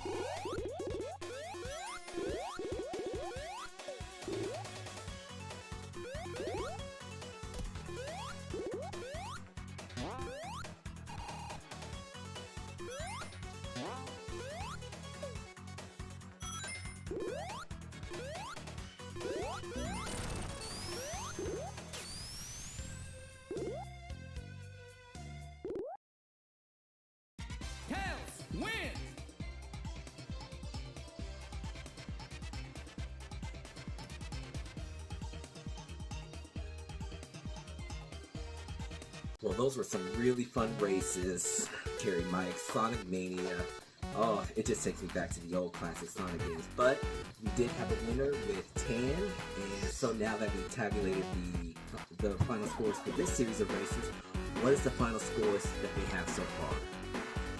Zomber is ahead right now with 21 points, followed by Tan with 16 points, followed coming up in third place, Prolific Pops with 14 points, AKs with 12 points. So, still plenty of games to play, and it's anyone's turn.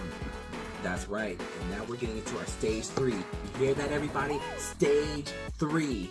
This is the game where if you end up in the underground and you lose, that's it. You're out of the competition. So now we are going to go ahead and introduce our next game. So please take a look.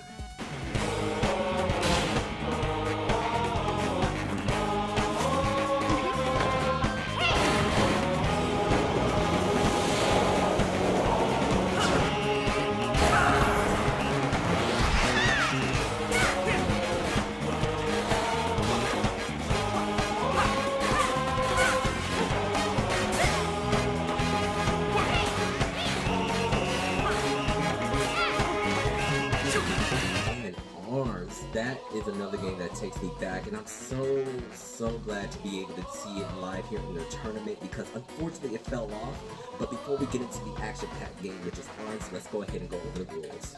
Sure. So we have ARMS Arena Mode 2 on 2. You have to win 2 rounds to win 1 game. Win 2 games to win the match.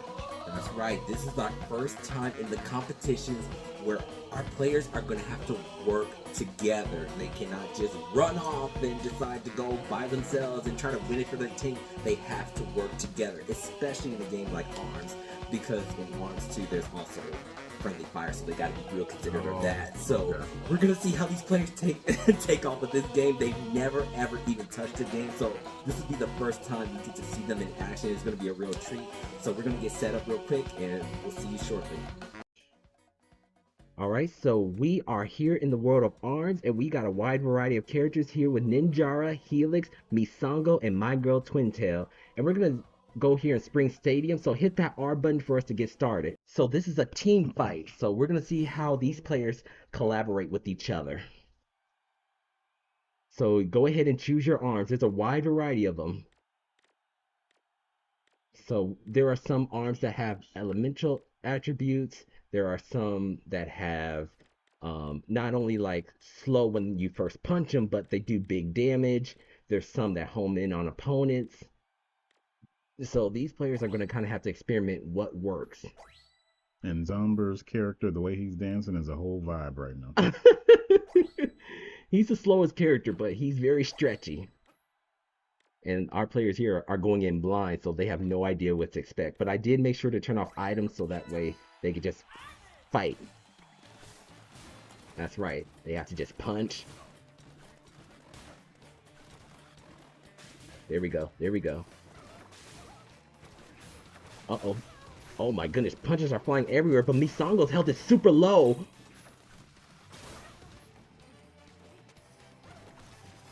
Whoever's Misango is in trouble, and Helix got him, and Misango's knocked out. So now there's just Twintail that's left. Oh, Ninjara's just hanging out in the back for some reason, just watching the fight going on. Get in there. KO. So it goes to Helix and Ninjara. Way to go, you two. I don't really know what's happening, but good job. I don't know what's happening either. I really don't. So now we got our second round. Okay, looks like our players are figuring out how to control. So yeah, it's all motion control.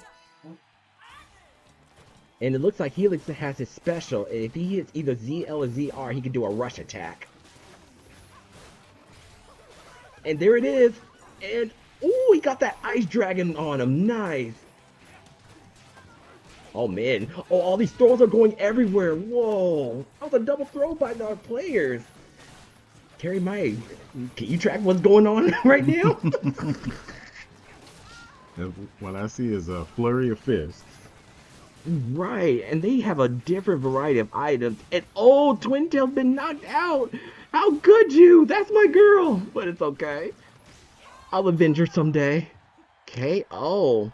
So it looks like Ninjar and Helix takes the first round. So now we're going to go into another game and they got to duke it out once again. So stick around for that. All right, so we got our second round here, our second game. Let's see if Twin Tail and Misango can come back. That's right, take it slow. One punch at a time, one punch at a time. And make sure you move. It's okay to move. That's how you dodge. Oh, nice throw. There you go. There you go. Twin Tail and Misango are fighting back. Oh my gosh. Oh, be careful. There's friendly fire though. Oh, there you go. There you go. Remember, you can move left, right, wherever you go. Just keep it moving. Keep it moving. And you got a rush attack.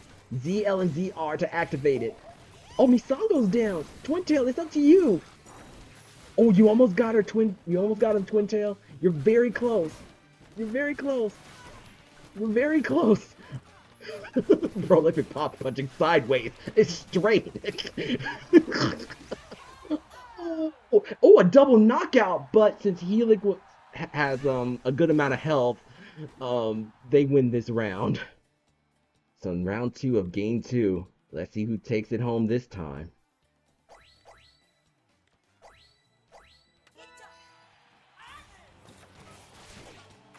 Uh-oh, Helix with that grab tosses both Misango and Twin Tail. Oh, nice throw by Ninjara. They are masters at throwing. And don't forget, you can block, you can do all that. Oh my gosh, this looks insane. I've never seen an arms match like this. Oh my goodness. Uh-oh, uh-oh, oh! Twin Tail punched him out of that rush. That was nice. Oh, Misango has a rush. ZL and ZR, but he got thrown. Oh! Twin Tail is by herself once again. She has a rush attack. Will she use it? Helix uses his, but it missed. And Twin Tail count. Oh, but she got grabbed out of it. Twin Tail needs to be blown by a feather, which has happened, and she's been knocked out. So it looks like the winners of this game would be Somber and Lake Ace. Very, very nice. So we're gonna do the point totals real quick, and we will be with you guys shortly. Carrie, Mike, that game looked wacky, but it was so fun to watch. And you know, these were their first time playing this game in general, so it was really impressive to watch. But we do have a couple winners, so go ahead and announce the points. So Zomber and Lake Ace came in first, each of them with 4 points. Prolific Pops and Tan followed up in second, each of them with 2 points. That's right. So now we're going to go ahead and get into our next game. So we'll go ahead and introduce that. So please take a look.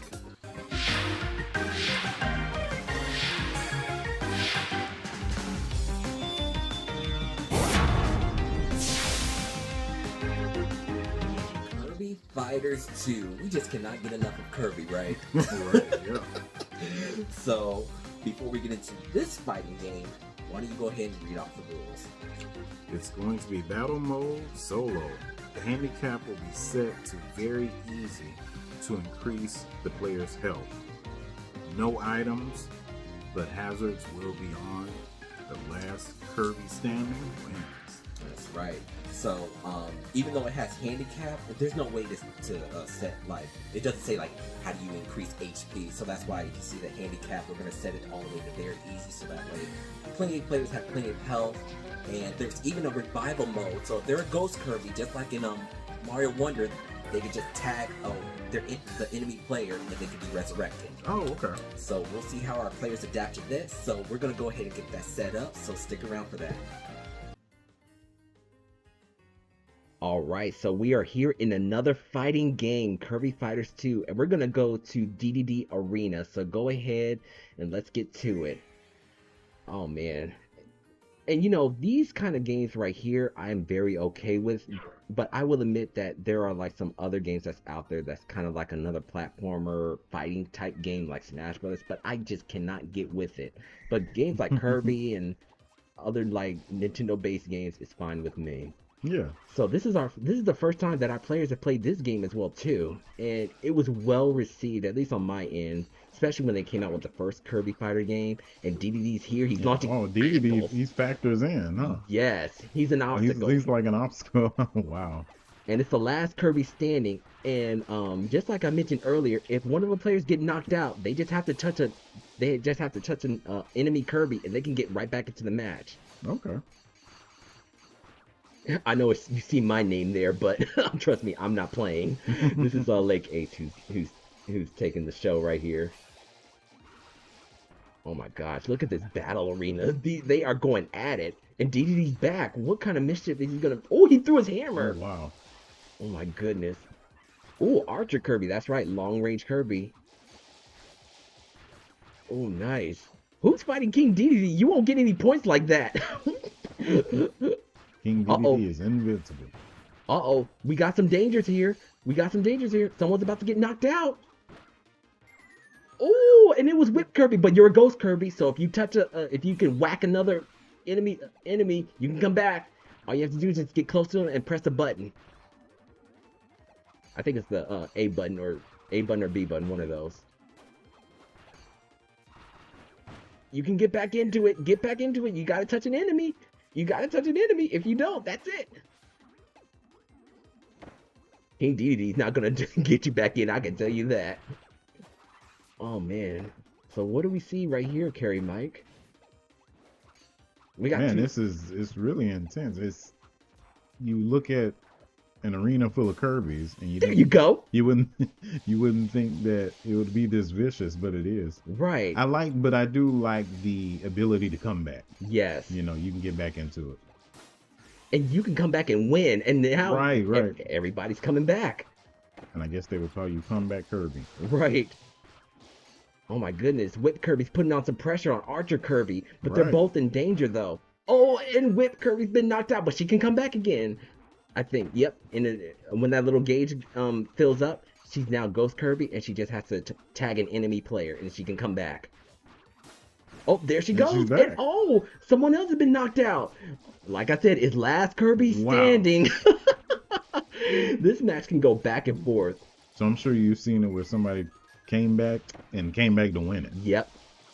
And it looks like we're about to witness that right now. Oh, and Taylor. Oh, wait. No, wait.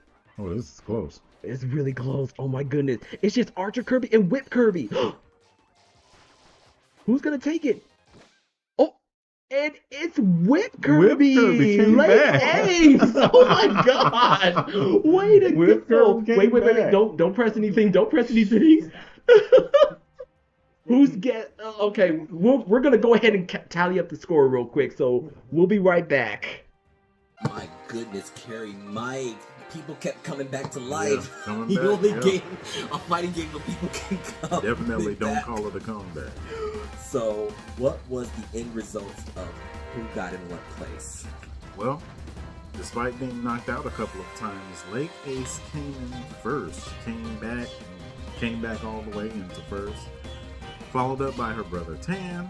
He came in second place. Bliff Pops placed third. And Zomber, for the first time in this tournament, believe it or not, placed fourth. Oh, how the mighty have fallen. But the competition's not over, because we're about to introduce another interesting game. So I'm really excited to introduce this one. So please take a look.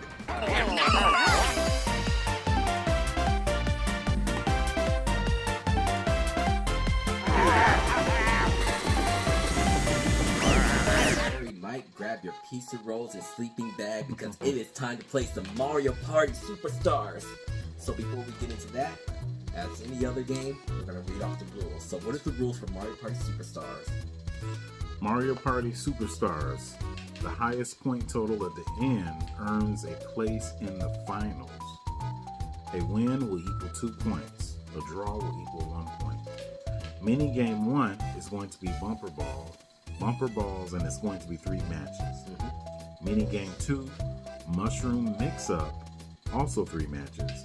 And then last but not least, mini game 3, Bowser's Bigger Blast. And that will be 3 matches as well too. So we got some mini games that's going to involve some skill, and one not so skilled. You just gotta be real fortunate, and hopefully we just hope for the best.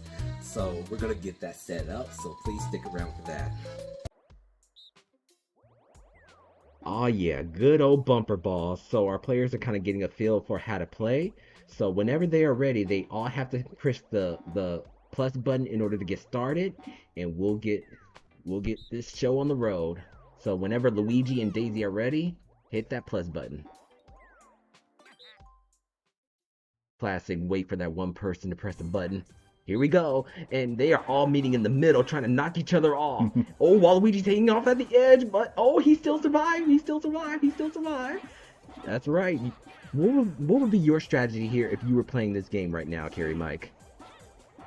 I would have to say in this game, I would kind of use some avoidance and wait until an opportune moment. If someone's trying to go after someone else, then I show up.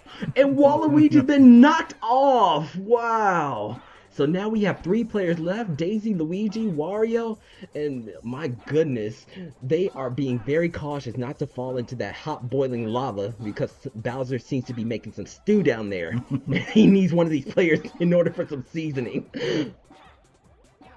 Oh my goodness, Wario has a lot of pressure, but Daisy fell off. And Luigi and Wario are going at it in the middle. Who's gonna take it? There's 5 seconds on the clock. Who's gonna take it? Who's gonna take it? And it looks like it's just a draw between Luigi and Wario. Or actually, they won. I'm sorry. They won. So they get points. And each of them get 2. Yeah, each of them get 2. And the ones who've been knocked off get 0.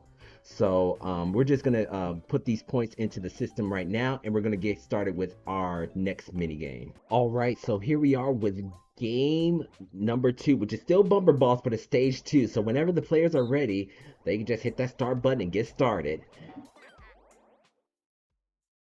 And so, Carrie Mike, you notice that there's a big ice in the middle. So that's a little tricky. So they can't always just hang out in that middle anymore. Right. They have to be a little more. Yeah, I noticed that. Right. And you talked about avoidance. And Waluigi fell off. Oh, no. Oh. It's been nice knowing you, Waluigi. We'll see you in the next round. But so far, these 3 players are surviving. Who is going to make it out of here alive? And Wario's been knocked out. Oh my goodness, Daisy is getting close, but Luigi's hanging on in there. Oh, they're fighting out in the middle, but that ice is gonna trip you up. But I do like the background that this game has too, the little ice mountains. And Daisy's been knocked out. Luigi is the sole winner. Luigi. Congratulations, Lake Ace. Lake Ace is making a comeback here. Absolutely. So now we're gonna get started on bumper balls number 3. So stick around for that. Here we are in bumper balls number 3. Who's gonna take it now? So we're gonna go ahead and get that set up right now and get started. So Luigi, take it away. So now, stage number 3 is a lot different. What do we see here, Carrie Mike? Man, I'm here on this deserted island, and you also see the hills of sand definitely make a difference. You can get some momentum going after someone if you roll over one of these little hills. That's right. So Luigi's out of there. Luigi's out. The blooper took him away. Oh my goodness. So now we got these 3 Titans duking it out. And Waluigi's been pushed out. Now it's just Daisy and Wario. Okay, and Wario putting off some serious pressure. And Daisy's out. Congratulations, Wario, the sole winner. Oh man, these were some excellent games of bumper balls. I mean, my goodness, you couldn't take your eyes off these matches for a second. So now we're going to go ahead and get set up for our next minigame. We are in Mushroom Mix-Up. So these players' fates are decided by the tiny hands of Toad. And Daisy is bouncing on everybody. There is some chaos going on. They are fighting to get on these platforms. Oh, Waluigi fell in. So now it's just 3 players left. Okay, they're going to the green platform. And Daisy falls off. Now it's just Luigi and Wario. And Wario's playing it cool like he's supposed to. That's exactly how you play. Oh, and Luigi! Wario blocked him with his big old body. That was amazing. So yeah, we're gonna go ahead and play that again. So go ahead and choose play again, and we're just gonna run it back. So yeah, this is gonna be 3 games. So get started. Ooh, light blue. Okay, who's gonna make it to this one? Ooh. Oh, and Luigi's out. Oh, Waluigi playing dirty. Okay, but I love it. I encourage it. That's right. Waluigi hanging in there. And remember, as time goes on, this game does get a lot faster, which is about to. And Daisy fell off, so now it's just the partners in crime, Wario, Waluigi. So what would be your strategy here? Definitely try to get that pop on the head right before I move. Just like what Somber did, Yep, but yep. oh, okay, it's getting faster now. It's getting faster. It's getting a lot faster now. Yellow, where's yellow? Oh, and that's right. You want to block your opponent so that way they don't try to get on. Ooh, it's getting a lot faster. And you guys, who's gonna make it? And Waluigi made it. Whoa, what a comeback! Excellent job.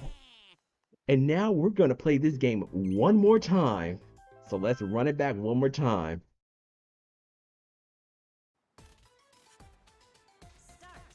Here we go. Where are we going first? This is pink.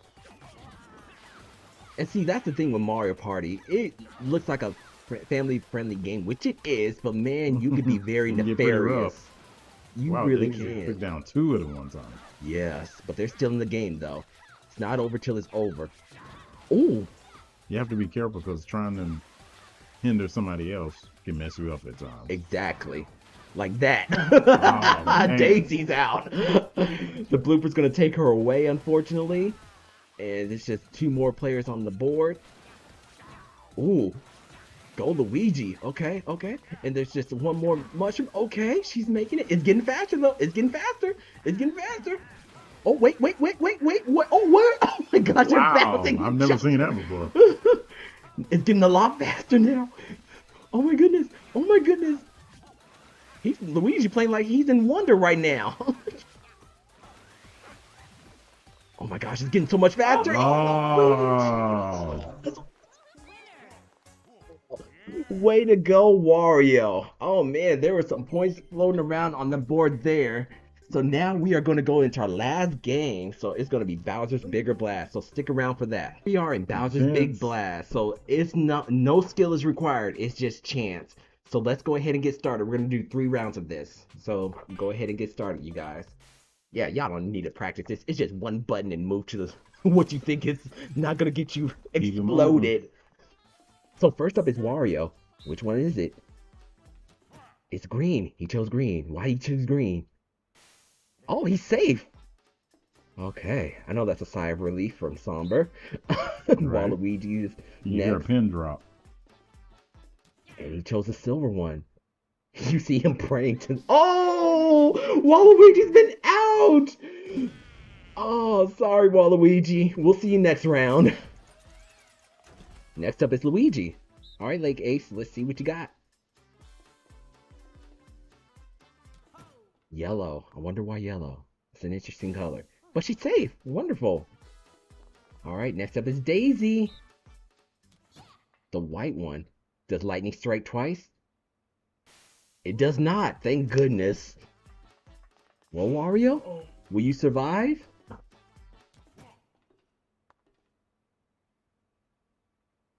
No, Wario is out. Somber lost this round. We'll see you next round. So now it's just the 2 siblings going at it.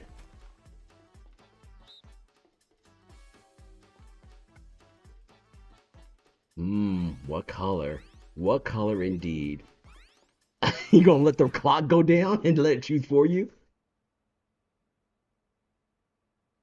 Woo, that was a long one. That scared me. That was longer than normal, I felt. Oh, that scared me. Yellow because Daisy has a yellow dress on? Oh, he survived. It worked.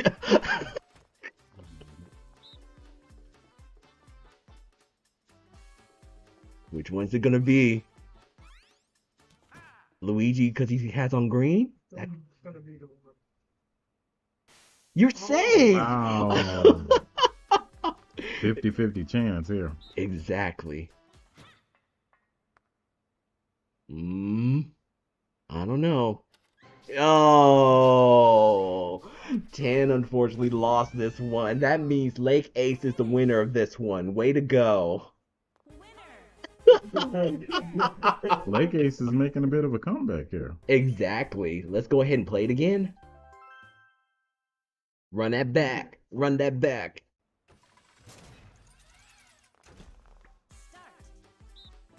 Okay, so Waluigi's up first. Purple and purple. Okay, I like it. I like it. And he's safe. Good job, Waluigi. You're not the first one out this time. Wario.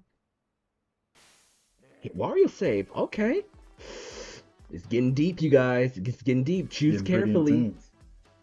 Which color would you choose? I would just go with the first one and put my hands together like Luigi did. Oh man. And Luigi lost this one. Oh. Unfortunate. Alright, Daisy.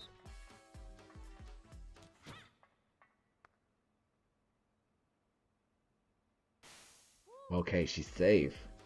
Good job, Tan. Right, Waluigi. I don't know. That's still the one. Okay, you're safe. Woo! And next is Wario.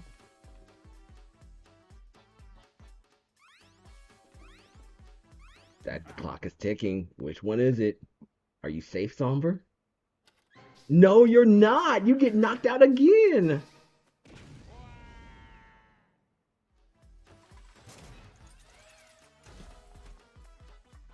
Okay, Daisy.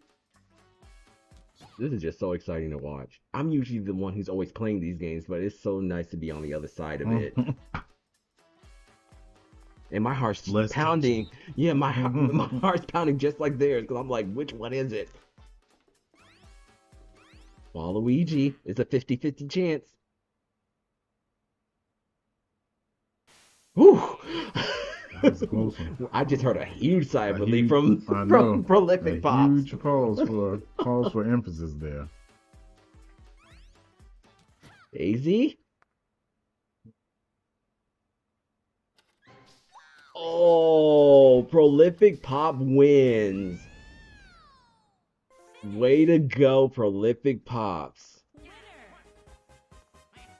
And was that the third one, or do we have one more? We got one more. We got one more. I'm sorry. I'm so invested in these matches right now. I'm losing track.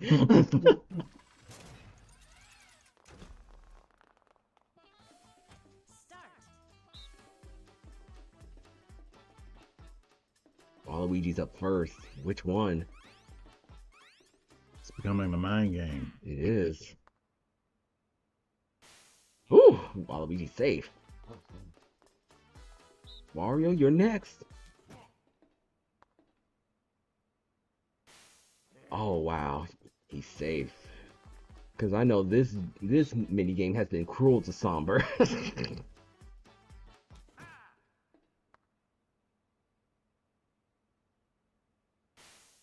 Luigi's safe. My goodness, who's gonna take it? Who's gonna take it? There's a 50-50 chance with this one. That's a hard choice. And he's safe. Nice. Oh, everybody. Wow.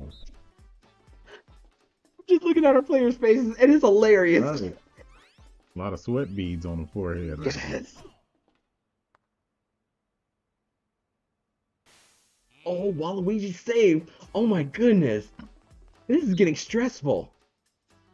I feel myself aging rapidly. Yeah.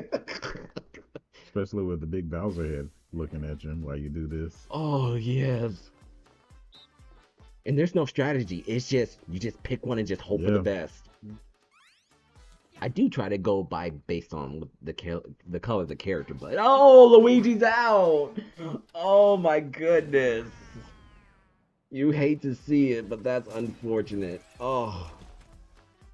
So now Daisy's up next, and she is going to choose the yellow one. Okay. And it worked. Very nice. Waluigi. Silver one, going right for it. I don't blame you. And it worked out in his favor. Nice. Yeah. Just get it over with. Yeah, Wario. It's a 50-50 chance. Oh, he's safe. Nice, nice. Okay, you got options, Daisy. Which one? Oh, it worked. Nice. Wow. Oh my gosh, this game is going for a while.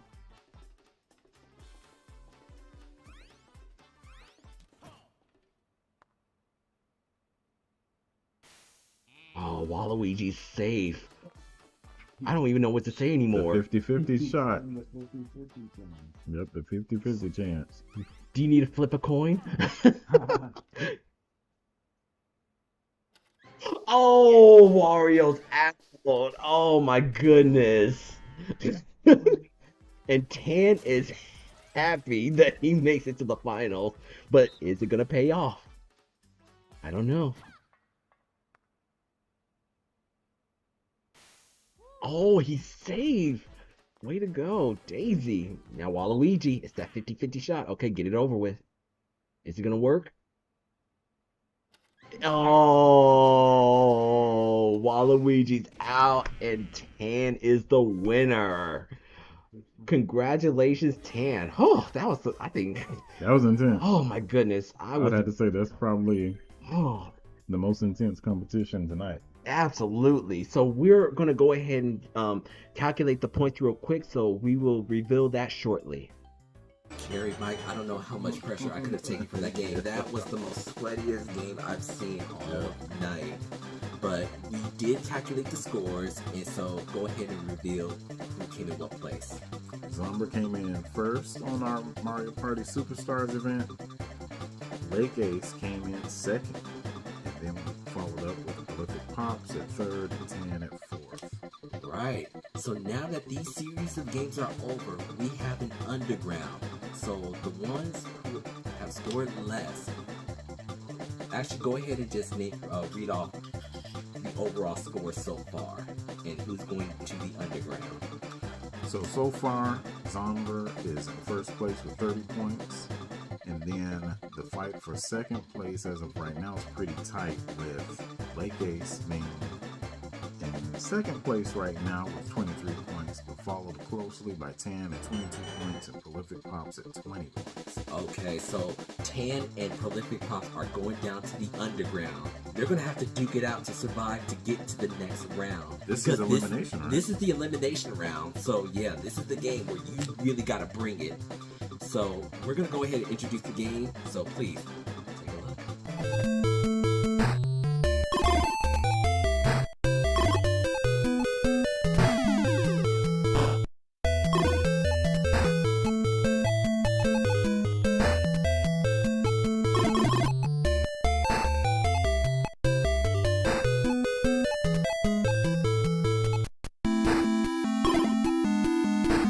Your AA batteries and your latest Game Boy because we about to play some Tetris. So this is the underground. So Carrie Mike, go ahead and read off the rules for this underground. Yeah. Something to keep in mind here is the top player with the high score will advance. The runner-up is going to be eliminated here. So playing Tetris, difficulty is set to level 9. Players have 3 minutes to get the highest scores, the highest score that they can get in 3 minutes. The rank is going to be based on the highest scores.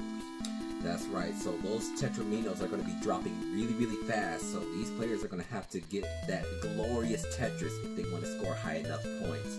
So we're going to go ahead and get that set up for them real quick. So please stick around for that. So here we are in the lovely game of Tetris. You love to see the green graphics that's displayed on here. So we are gonna go ahead and get started in just a minute. I'm just getting my timer ready, and we're gonna set it to 3 minutes and go. So here we have some Tetraminos going down, and it's on level 9, so it's the hardest difficulty. So our players are gonna have to really adapt to see if they can get as many points as they can. So Carrie Mike, what is your experience in Tetris? Oh, it's always been a game that it's almost like therapeutic in a way, but I've never played on level 9 though. Right. And So this changes things quite a bit. exactly, as we see Tan here making the Empire State Building. And the good thing about this is that even if this one doesn't go well, he can just stack them up and just stack 'em up. retry. Right. Yep, just stack them up and retry. You can do that. Don't worry about you just enter AAA because you running out of time. There you go. And just like in Balloon Trip, once the 3 minutes is up, he has to put the controller down and it'll be Prolific Pops' turn. Right. And so I always get confused about how the point system works in Tetris, because when you get a Tetris, it's like, how many points is that? Because it kind of does like a factorial, like algebraic equation. I've never figured it out. Okay. I've never, it's almost like exciting to see what it's going to be as soon as it drops down. Right. Tetris is complex in many ways. Exactly. But so far, Tan has gotten a pretty solid score with 847. So keep up the good work.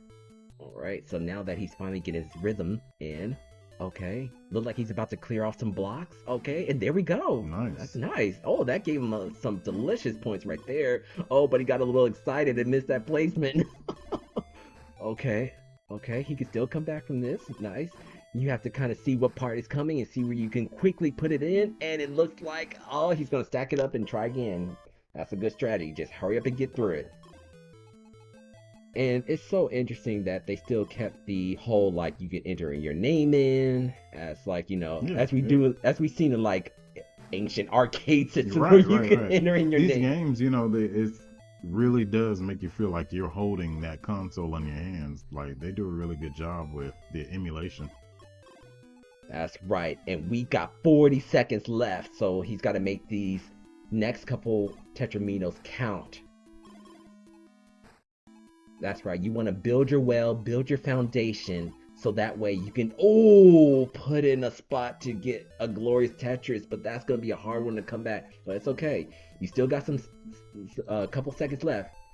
Okay, he's stacking them up. Okay. And, looks like he's going to try again. He still got time. There you go. 10 seconds left. Make these 10 seconds count. Don't give up to the very end. And time! Put the controller down. Alrighty, so I believe we got the highest score on there. So now we're going to do Prolific Pops' turn. So we're going to turn it over to him. Alright, it's Prolific Pops' turn, and he is getting started. And we are witnessing an interesting development here. Okay, so he's building his foundation. Very nice. And you gotta love this music too. It's also great fighting music for Smash Brothers. I know I keep bringing that game up, but yeah. I mean, that sounds like a battle type, theme. Right, and actually this stage, well, not Tetris in general, but the Game Boy itself is a stage in Smash Brothers. Oh, nice. Yeah, with the green graphics and everything. I want to say it's like Kirby based though, because I think Kirby was like one of the first games that came on Game Boy. Right. So, and like I said, Prolific Pops has plenty of time, so if he feels something's not working out, he can just stack them up quickly and then just try it again. Oh, those square pieces are tricky. Okay, so you go stack them up, try it again. Don't worry about entering your name, just tap, tap, tap, tap, tap, tap, and go to the next. There you go. Alright, like I said, you got 2 minutes, so you still got time. You got this.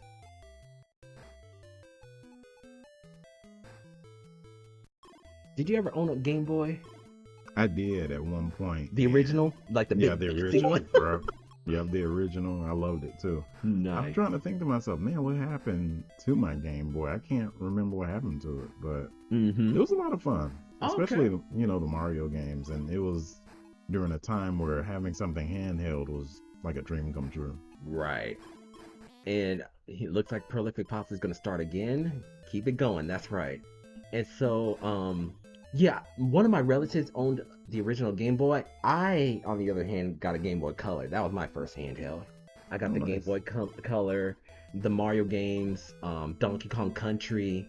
I had all those games, and they were really fun. And here in this game, Tetris, that we're looking at, it's a classic. If you mention Tetris to anybody, even if they're not current gamers, You mentioned Tetris. They're like, oh yeah, Oh, I yeah, remember that this- game back when. Oh yeah, it's mainstream. You know, right. you have to. You'd Oh, be nice. hard pressed to go somewhere where somebody's never heard of Tetris. Exactly. It's kind of like the new Mario Brothers movie. It's like they may not play Mario games now, Yeah. but they do know Mario For Brothers. sure. And okay, it looks like Prolific Pops is clearing out some areas. Okay. It's okay. And we're gonna stack it up and try it again. Okay, you still got a little time. Make it count though.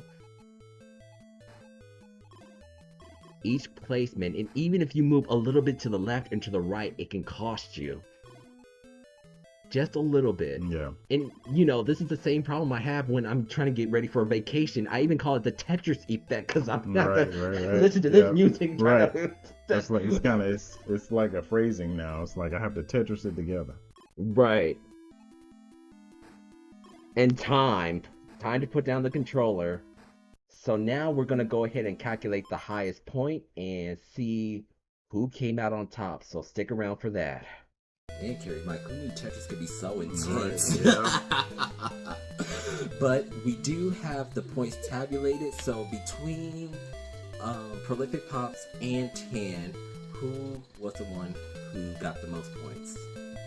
Tan came out on top with 1265. Prolific Pops, his highest score was 804. Okay, so we have a winner of the Underground, which is Tan. He will be moving on with Lake Ace and Somber. Prolific Pops has unfortunately been eliminated. So we thank you so much for participating, Prolific Pops. You worked hard out there. It was awesome. And keep gaming.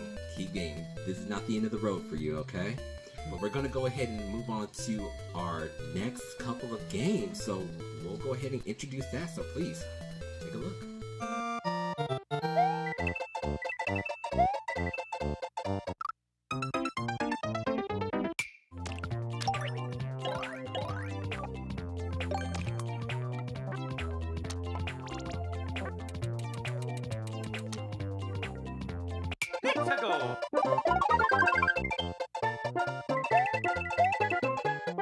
Super Mario Maker 2. It blessed us with this presence from the predecessor, the first one back on the Wii U and 3DS stage. And this is a stage that I created. But before we do that, we're going to go ahead and let Carrie Mike read off the rules. Alright, Super Mario Maker 2 is a custom designed course. First player to finish the course with the fastest time earns a spot in the championship game. Remaining players play in the final Underground Game 4. That's right. So we already said goodbye to Prolific Pops, so we're going to lose another player in the next Underground. So this is a stage that I came up with, so we're going to go ahead and get that set up, so please stick around for that. Alrighty, so here is the custom design stage that I made for Mario Maker 2, and Lake Ace is the first one up, so she's gonna go ahead and play it. So go ahead and get started and hit go to play, and let's see how you do.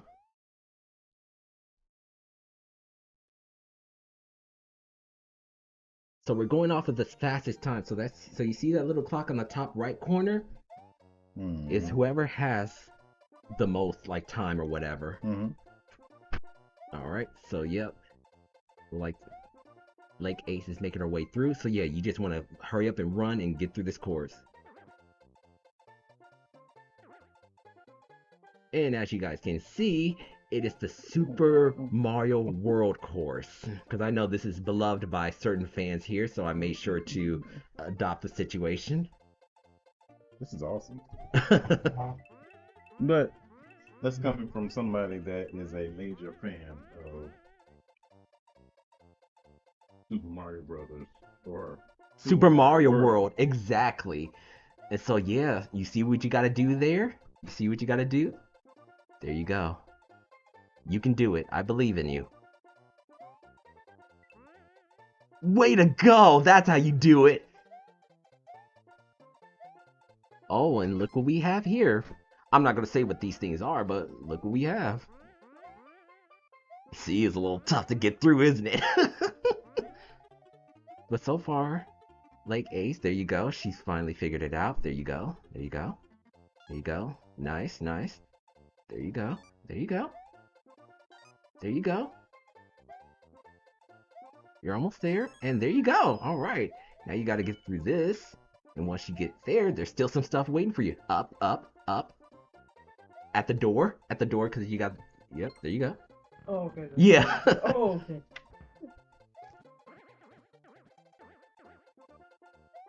Hmm.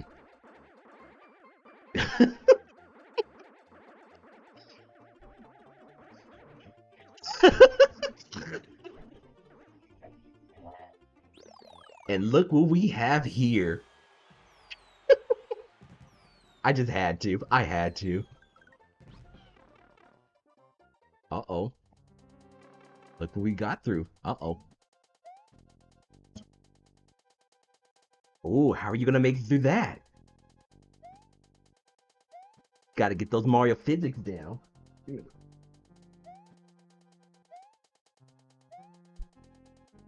I know that one's tricky, isn't it? There you go! This was Paris's dog's way of torturing you.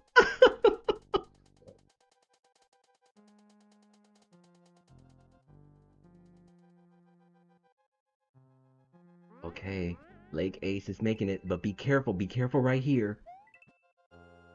Hurry, hurry, hurry. There you go, and... Oh wow, you finished, good job. Pretty good time. Alrighty, so after that wonderful run from Lake Ace, it is now Tan's turn. So go ahead and hit the play button, hit play, and then you're gonna go to play. Let's see what time he comes up there. What time came up?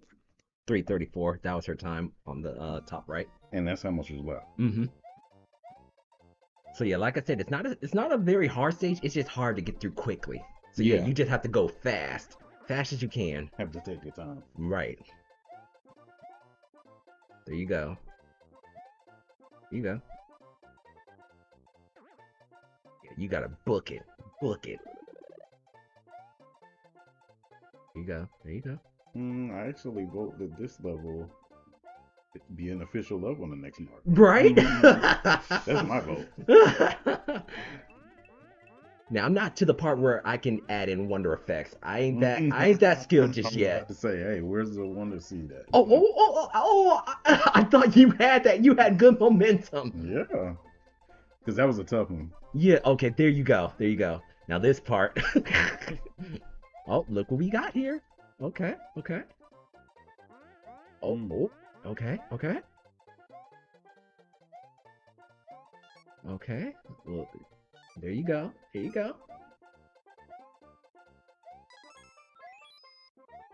There we go. That's what you needed. Up. There you go. This part right here. All right, you made it through. Nice. Nice. That's right. Make a run for it. There you go. What? Don't run back. Run forward.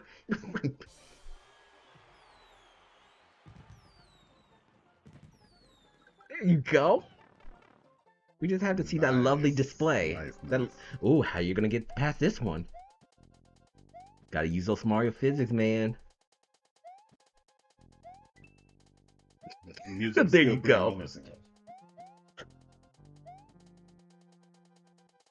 And then you can use maybe a trigger button. I don't know. Or you can get small, but don't die. Don't die.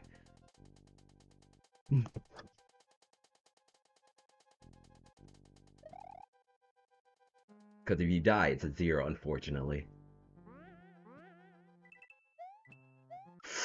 Like that! Oh, sorry, Dan. Oh, good try though. Good try. You were progressing just fine. So we're just gonna pause this real quick, and we're gonna set Somber up for him to try it out. Here we are with Somber as the last player to play the WFG Championship Road. So go ahead and hit that play button, and then once you hit the play, hit left and then hit play again. Because the first one's like do a clear check. So you hit A and then go to play. The road to the championship. So you want to get through this stage as quickly as possible. Quickly as possible.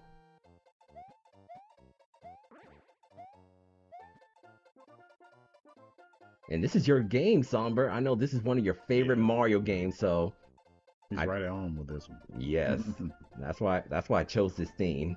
Uh-oh. Like I said, it's not hard, just hard to get through quickly. Okay, we got a nice vine going up. Going up, up, up, up, up.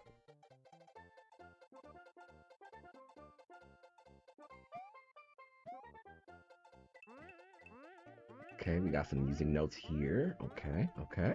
There we go. Oh, we got some arrows. What are these for? What are these arrows for? I don't know. And, oh.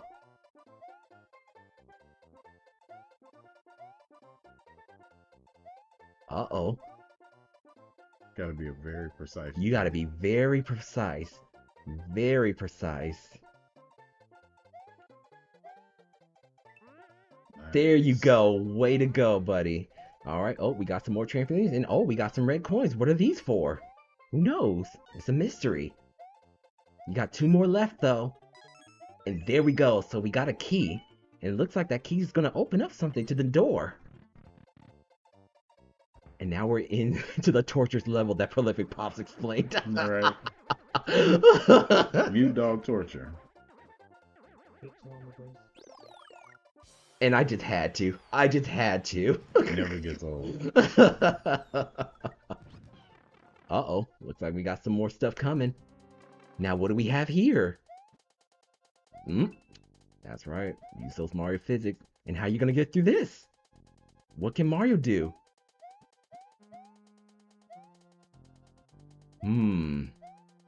There's something Mario can do while he's big. And I would think you would know this is your game. There you go. Nice. There we go. Quick way down. Right. Uh-oh. Someone's waiting, but you need to get... There you go. There you go. And he finished with a strong 371. Alrighty, so all of our players have played the stage. So we're going to tally up the score and see who makes it to the next round and who goes to the underground. Carrie, Mike, I feel so honored that these players got a chance to play my course. That was so exciting to watch, and it never got old to see WFG just light up. Yeah. But we have a winner and those who are going to the underground. So according to the point total, who moves on and who's moving to the underground? Lake Ace is definitely going to the championship. Okay. And then two underground contestants. Looks like it's going to be Tan and Zumba. That's right. And this is the final underground. So you guys have to make this count. So we're going to go ahead and introduce the last underground game. So please take a look.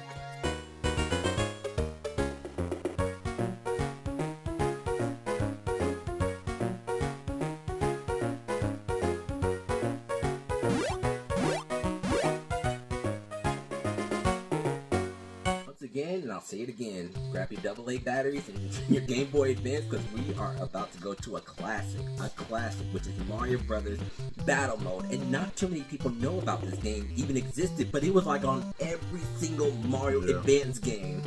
So before we dive right into this game, Carrie, Mike, do you like to read off the rules? Yeah, we have Mario Brothers, the Game Boy Advance version, Battle Mode. The first player to win 5 games advances, no pun intended, to the championship game. Losing a life loses the level. That's right. So these players are going to be duking it out in an old school Mario game. So that is their objective, is to take each other out. And they'll have to win at least 5 games in order to advance. So we're going to see who's going to make it to the championship round. So we're going to get that set up. So stick around, because you're in for one heck of a ride with this game, that's for sure. Another classic with Mario Brothers, and this is Battle Mode.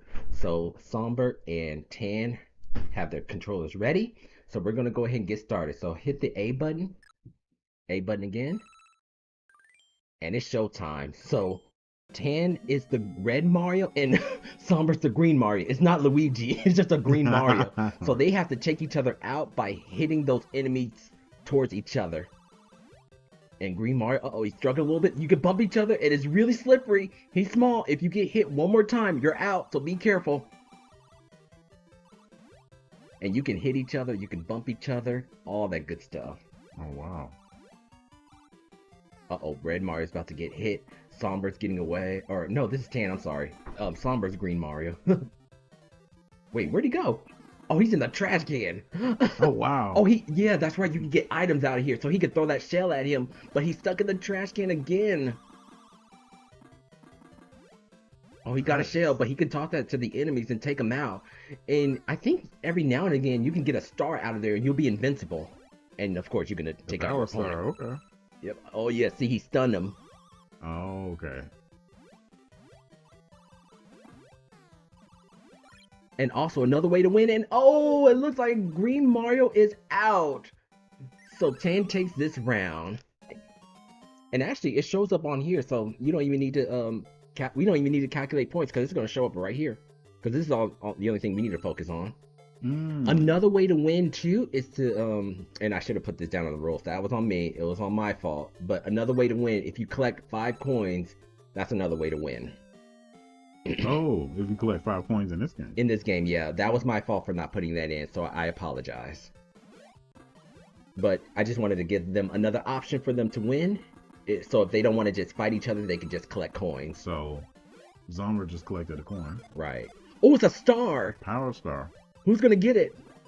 And it's Green Mario, and if he hits the other Mario, he can take him out. And Green Mario's faster, too. Okay. Oh, that was close. Now you got a lot of enemies to deal with. Be very careful. It's on hard mode. It's on the hardest level. So how are they going to deal with this? Okay, Red Mario jumps to the trash can, hoping to get a good item. What's he going to get? These enemies. He got a shell. He could throw it and took out an enemy. And it went into the pipe. Is it going to come back out, though? Uh-oh. Be careful. These two. Oh, he jumped on him and he took him out. Way to go, Red Mario. He's on a hot streak right now. Way to go. So, Okay. Red Mario has won his second game.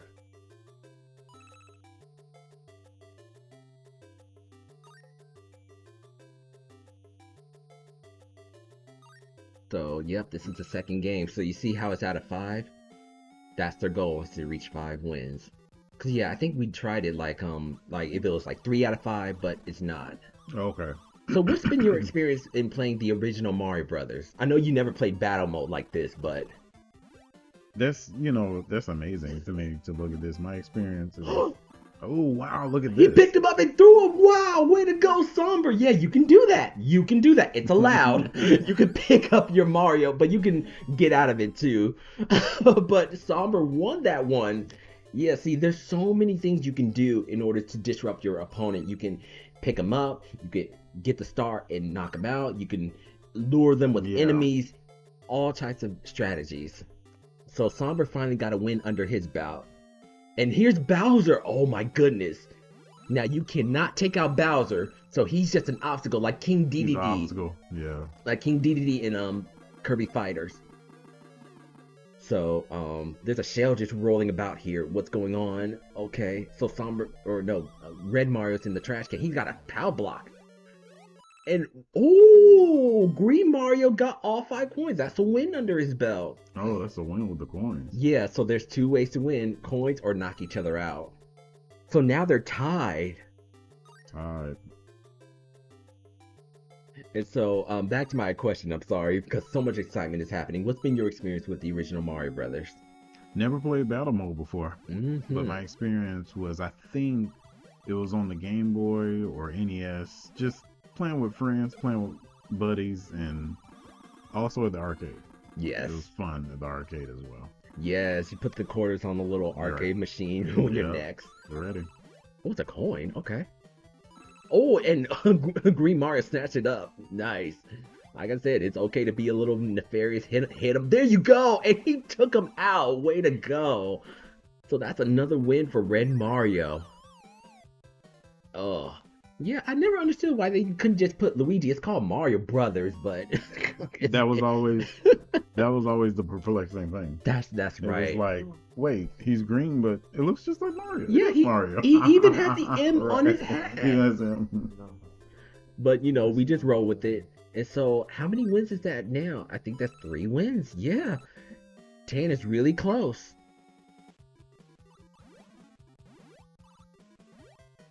So what's gonna happen in this stage?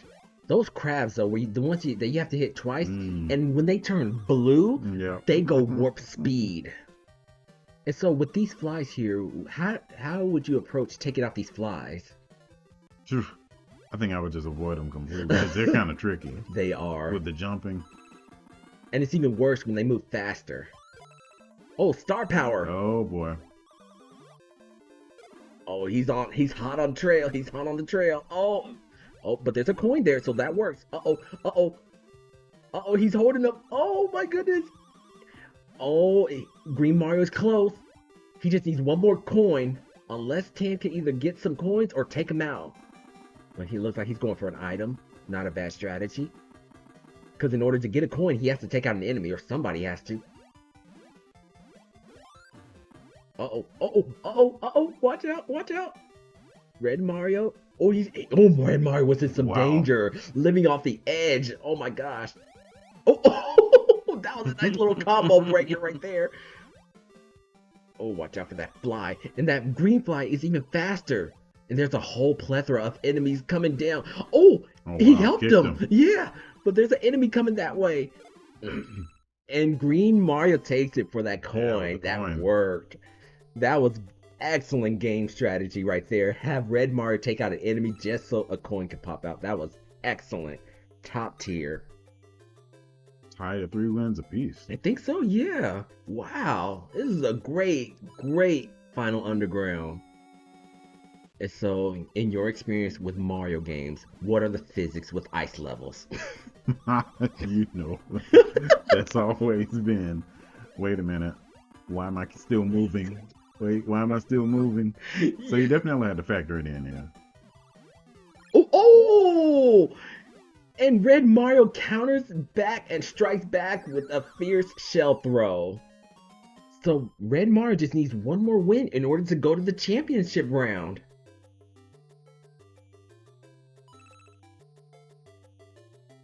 Oh my goodness, this is so close. Will Somber pull out a miracle and pull out 2 more wins? Or will Tan go into the next round? And how do you feel about your daughter making it to the champion round? Oh man, I'm pretty proud. Wow.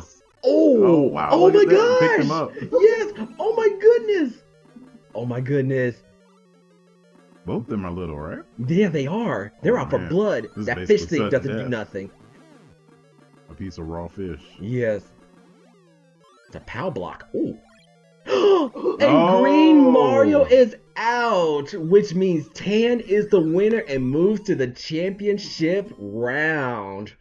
Oh man, that was some exciting gameplay from both of them. So Red Mario wins, and that means he moves on to the final round. What game will that be? We will find out shortly, but we're gonna go ahead and witness this I won icon here with Tan. Very, very nice. Somber, you played very well. Thank you so much for being a part of this competition. It's been a real blast to have you. But right now, we got to move on to the championship round, so stick around for that. Wow, Carrie Mike, both of your children have made it to the championship round. And they went through some ups and downs throughout the whole competition and survived to the end. So how do you feel about that? It's pretty awesome. Gaming has been in our family. You know, it's just a part of our heritage. Gaming is one of our favorite hobbies, and so it's pretty cool to see both of the kids in a championship game, and I'm glad this is being recorded. This is some memories. Absolutely. And thank you so much for allowing us to have this event here. So now we're going to go ahead and move on to our next game. And please take a look.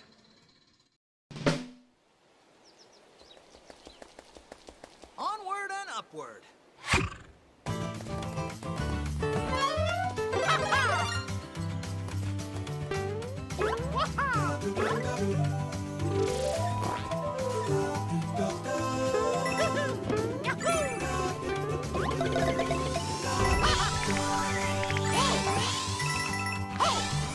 is coming. Super Mario Wonder. It had to be in the tournament. It was required.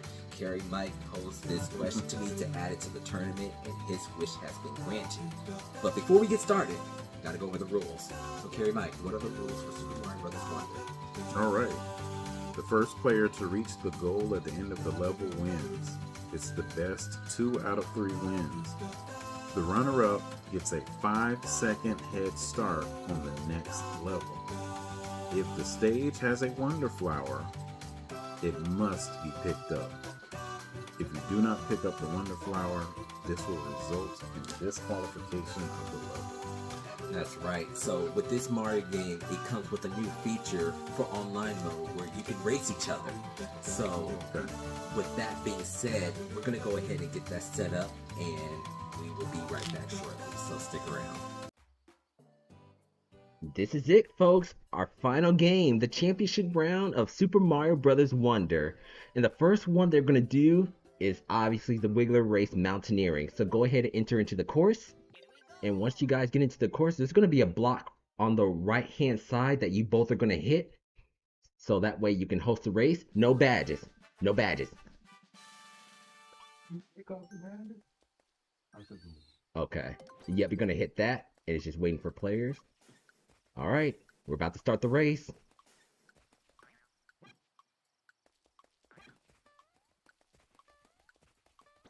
There we go. Go. And go. So far, Daisy's in the lead. Oh, Luigi got hit. And they have to get the Wonder Seed, right? There's no Wonder Seed on this one. Daisy's gone. You sure you don't have a badge on? Yes, I'm sure. Okay. I took it out. Okay. I was like, Daisy. Go, go, go, Luigi. Even Wiggler's catching up. Oh my goodness. And there's these enemies that's around. Oh, what showmanship. I love it. Oh, he got trapped by the wall. Hurry up. Hurry up. Oh, Luigi is trailing behind, but Daisy, we can't even see Daisy. She is like off in another galaxy. No pun intended. Right? So what did you think of this Wiggler race when you first played it? Oh, it was awesome. It's awesome. And then you add in the element of enemies walking around too. Oh, man. And Daisy's the winner. So congratulations to Daisy winning the first round. So now we're going to move on to the next stage. So stick around for that. So now we have reached the second round of the championship race. And we are going to do Scram Skedaddlers to go on ahead in. And Lake Ace gets a 5-second head start. No badges. Oh my goodness. So you hit that block and wait for the timer to go down. Don't let that thing take you out. The Skedaddlers. I do like this enemy though. I do. So now we're about to get started. 3, 2, 1, and go. 5, 4. Okay, that's right. Oh, blah. Okay, now. Remember, this is a race, so you don't need to just explore. You need to run. This is no time to explore. You run. But remember, you got to trigger the Wonder Flower effect, too, if you see it. Hmm.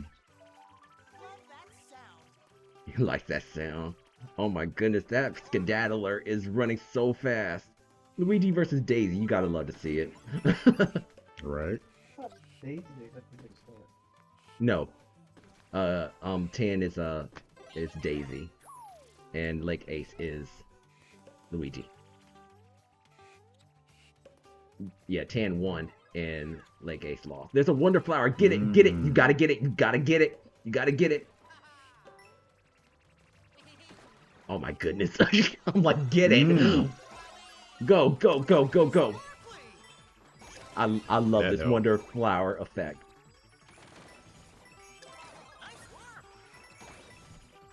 This is one of my favorite Wonder Flower effects when there's just a bunch of power stars that's falling out. And then there's also one where you're running up the walls. I think that one was pretty cool too. Whoever came up with that design was brilliant. And it looks like Daisy finished first. And that means Tan is our champion for the WFG 2023 champion. Well done. Congratulations, Tan. That was a good little race there. Man.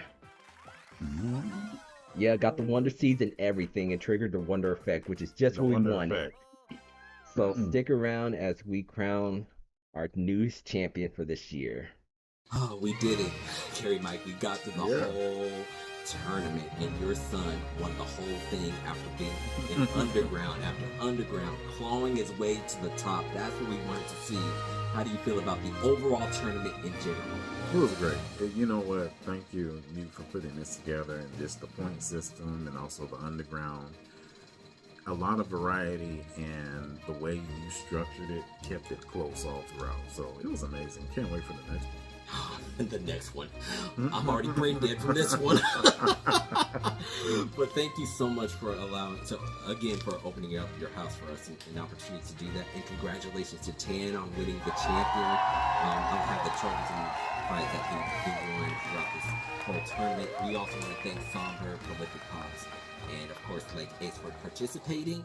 And for those of you at home, if you have seriously watched this whole event, please comment in the section happy 100th episode, so that way I know that you watched it from beginning to the end, because a lot of work went into this. But I'll timestamp each event so you can scroll to whichever event that you want to watch the most, whether it's Smash Brothers, Mario Wonder, anything like that.